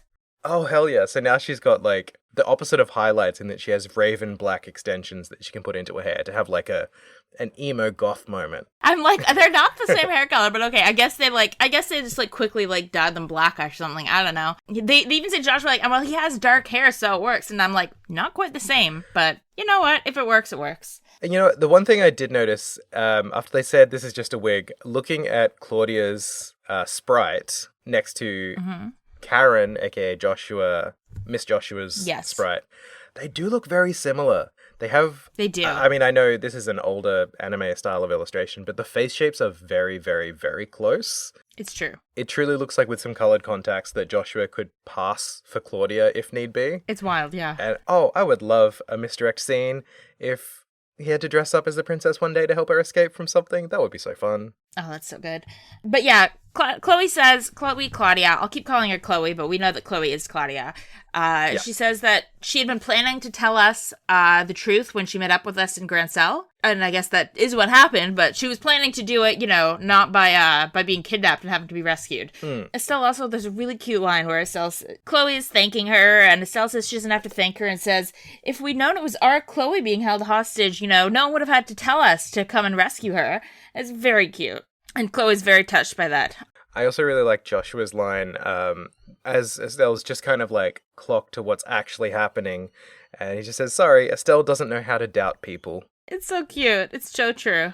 But yes, it's all very sweet until, unfortunately, our lovely reunion is interrupted by none other than the Spops, who is holding a child at gunpoint, which is not great. No, it is not. The child is General Morgan's granddaughter. Her name is Rianne. This guy, his name is Sergeant, I think. So we don't know a real name, but he's not just written like unknown guy or special officer or whatever. And he's basically like, yep, our reinforcements are going to come. They're going to take you down because you can't do anything because we'll kill this little girl. We're too chicken to hurt the princess, but we can totally hurt this little kid. And I'm like, okay, the fact that you're not too chicken to hurt a little kid makes you more chicken. Like, it makes you more of a coward that you would hurt a child. It's a weird line to draw. It is. But luckily, the little child doesn't die because somebody comes to the rescue. Whip crack! It's Shara! Yes, and the regular victory music, like the one that plays at the end of any normal battle, is what plays for her entrance. It's so good. I love that moment because you've heard it so many times at this point, because I think my save file is like 55 hours now. I don't know how much of that is just standing idle while I write notes, but it's most of that's gameplay, I'm pretty sure. Matt, between my 2 playthroughs of this game, I have 220 hours. Wow, does it have like a cumulative hour count if you do New Game Plus? Wow. It's not New Game Plus. It's like, I'm not in New Game Plus. It's just when I show the Steam page, it says 220 hours. Oh, okay. I love that the victory music plays because, yeah, it's so ingrained, so like lodged in your head as like a Pavlov's dog kind of reaction that makes you happy. So when it plays, I was just like, ooh, I won. Hooray. Yes. And then my notes say, Shara whips a man, and this time I totally support it. So all game we've been talking about Shara, like, why are you whipping it, like, this, like, teenager? Why, like, you really gonna whip someone, Shara? That's a bit extreme. This time I'm like, yes, Shara totally whipped this man. He was holding a gun to a child's head. You whip him as much as you like. Yeah, he deserves it. But then, yeah, shortly followed by... A bang from off screen. Shot of an orbital gun. And who could that be but the star making his dramatic entrance? Yes! It's Olivier! As he says, please hold your applause until after the performance has ended. So they are here to help. Somehow they've made it past the lockdown borders, which is very helpful because more hands is better at this point, for sure. Yeah, they took a boat across Valyria Lake, apparently, which is really interesting. Bit of a roundabout way to get from Roland to here, but hey, it works out. Well, Shara took a boat from across Valyria. Olivia was already in Grancel. I don't know how exactly that worked out. But we also get a little moment of Jin. Jin and Shara know each other, but Jin tells Shara that, you know, she looks prettier than ever, and Shara blushes, and Olivier is immediately very jealous and says out loud, I'm feeling jealousy. He's not in support of this rapport between other people. No. But Shara does mention when they ask, like, why is Olivier here? She's like, I found him wandering around looking sad, so I kind of had to bring him with me. It's like a lost puppy. Just a lost little puppy who wants to shoot people to help. And then everyone else reconvenes. Julia is very happy to see Chloe again, because now it's clear that she's, you know, protecting Chloe is like her job. Her whole purpose is to protect Chloe and Chloe's grandmother. So no wonder she's so dedicated to protecting her. Yeah, and that's also Sieg's job, who shows up, our favorite gear falcon. Yes, the royal messenger, too. He's the one who delivered the message to us in the hotel room. I fully expected someone had jumped in our window, but apparently not. Me too. So it's time to prepare, because Chloe makes a formal request to retake Grancel Castle and save the Queen. Well, everyone is saying we gotta, like, obviously we gotta leave before the Spops come back, so we need to figure out what we're gonna do with the princess to get her to safety. So, you know, Olivier is saying, well, maybe we gotta bring her to one of the embassies, Calvert or Erebonin's embassy, since that's not that sovereign land of the other countries. It's really hard for them to come on it, and that would be, you know, provoking a war with another country if they came, so that she'd get refuge there. And Jin's like, yeah, we could do that, or we could get her on an airship and flee the country, get her into another country. We also have my notes. Julia is saying she's so ashamed of everything that she would commit suicide if that would be acceptable. And we're like, okay, Julia, chill. But yeah, Chloe is like, no, I don't want to flee the country. I want to take things back.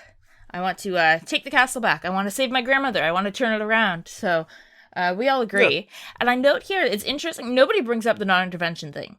Yeah, I made a note of that as well. Yeah, when it comes to, like, you know, saving the hostage at the royal villa, it makes sense why we're allowed to do that, because these are civilians who have been taken captive. Even if they're taken hostage for political reasons, you're allowed to intervene when, you know, civilians are in danger.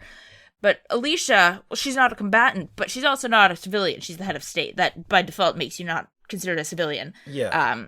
Like, in terms of protecting government. So, yeah, it made me raise my eyebrow that the game nobody brings up whether it's okay for them to do this. They're all like, yeah, of course we're going to help you stop the coup. It seemed that, is there an override for, like, national emergency or something? Because the S-rank braces are also there to solve a national incident, which tells me that it would typically involve the nation. So there must be some sort of workaround clause or whatever. Yeah, I mean, I think by national it just means the scale of it, not necessarily that it has to do with national politics. Just like, like stopping a war, I guess, would be political. But, you know, like something, yeah, I guess it doesn't necessarily have to mean national politics, just national scale. Like that, something that, yeah, true. And it's something that was endangering the whole country, maybe. Yeah, understandable. I just feel like if it's a national event, like, yeah, some level of the nation's got to be involved. But it seems like we're just okay with it this time because our friend asked, and she acts like she's not a royal, which she's a high school student, which is far more prestigious. Absolutely. Exactly. That's how you know it's someone worth respect. So it is time to prepare for our final assault on Grancel Castle. Yeah, we all say we want to take a request, but it's going to be super hard because getting into Grancel Castle, it's a lot harder than the Royal Villa. We can't do a frontal assault. And then Chloe produces an old map of the sewers. I'm like, where did you have this map? They say it looks a very old looking map. I believe she got it from the Trails wiki, because that's where I've seen it. Yes, of course.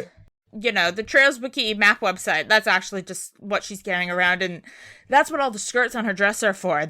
She can, she has pockets hidden in there for useful resources. Oh, I thought you were going to say it's like the skirt just has like the entire kiseki.fandom.com printed on it. That'd be actually better. I wish she just pulls up the first layer and like the undercoat, like the petticoat or whatever, it's just like a massive like print of the, oh my god, I want that. I want fan art of that.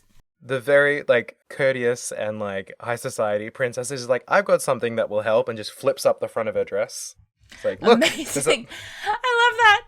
You don't want to put map of sewers on your front area, lady. That's bad. God. That's not advertising the way you want to be. You can get lost in there. You sure can. You can go in one entrance and come out another.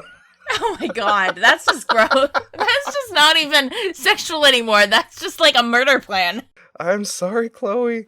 But no, she's got a map for us, which will help us find a way into the castle through the sewers. Yeah, there's a secret path, because of course there is. Of course. It wouldn't be a royal castle without a connection to the sewers. There has to be a secret passage. We'll then cut back to the castle for a little cutscene, where Amalthea finds out that they've lost all contact with the royal villa, which Lawrence, I think, clearly is the one who points out that clearly that means that opponents of some kind have seized it.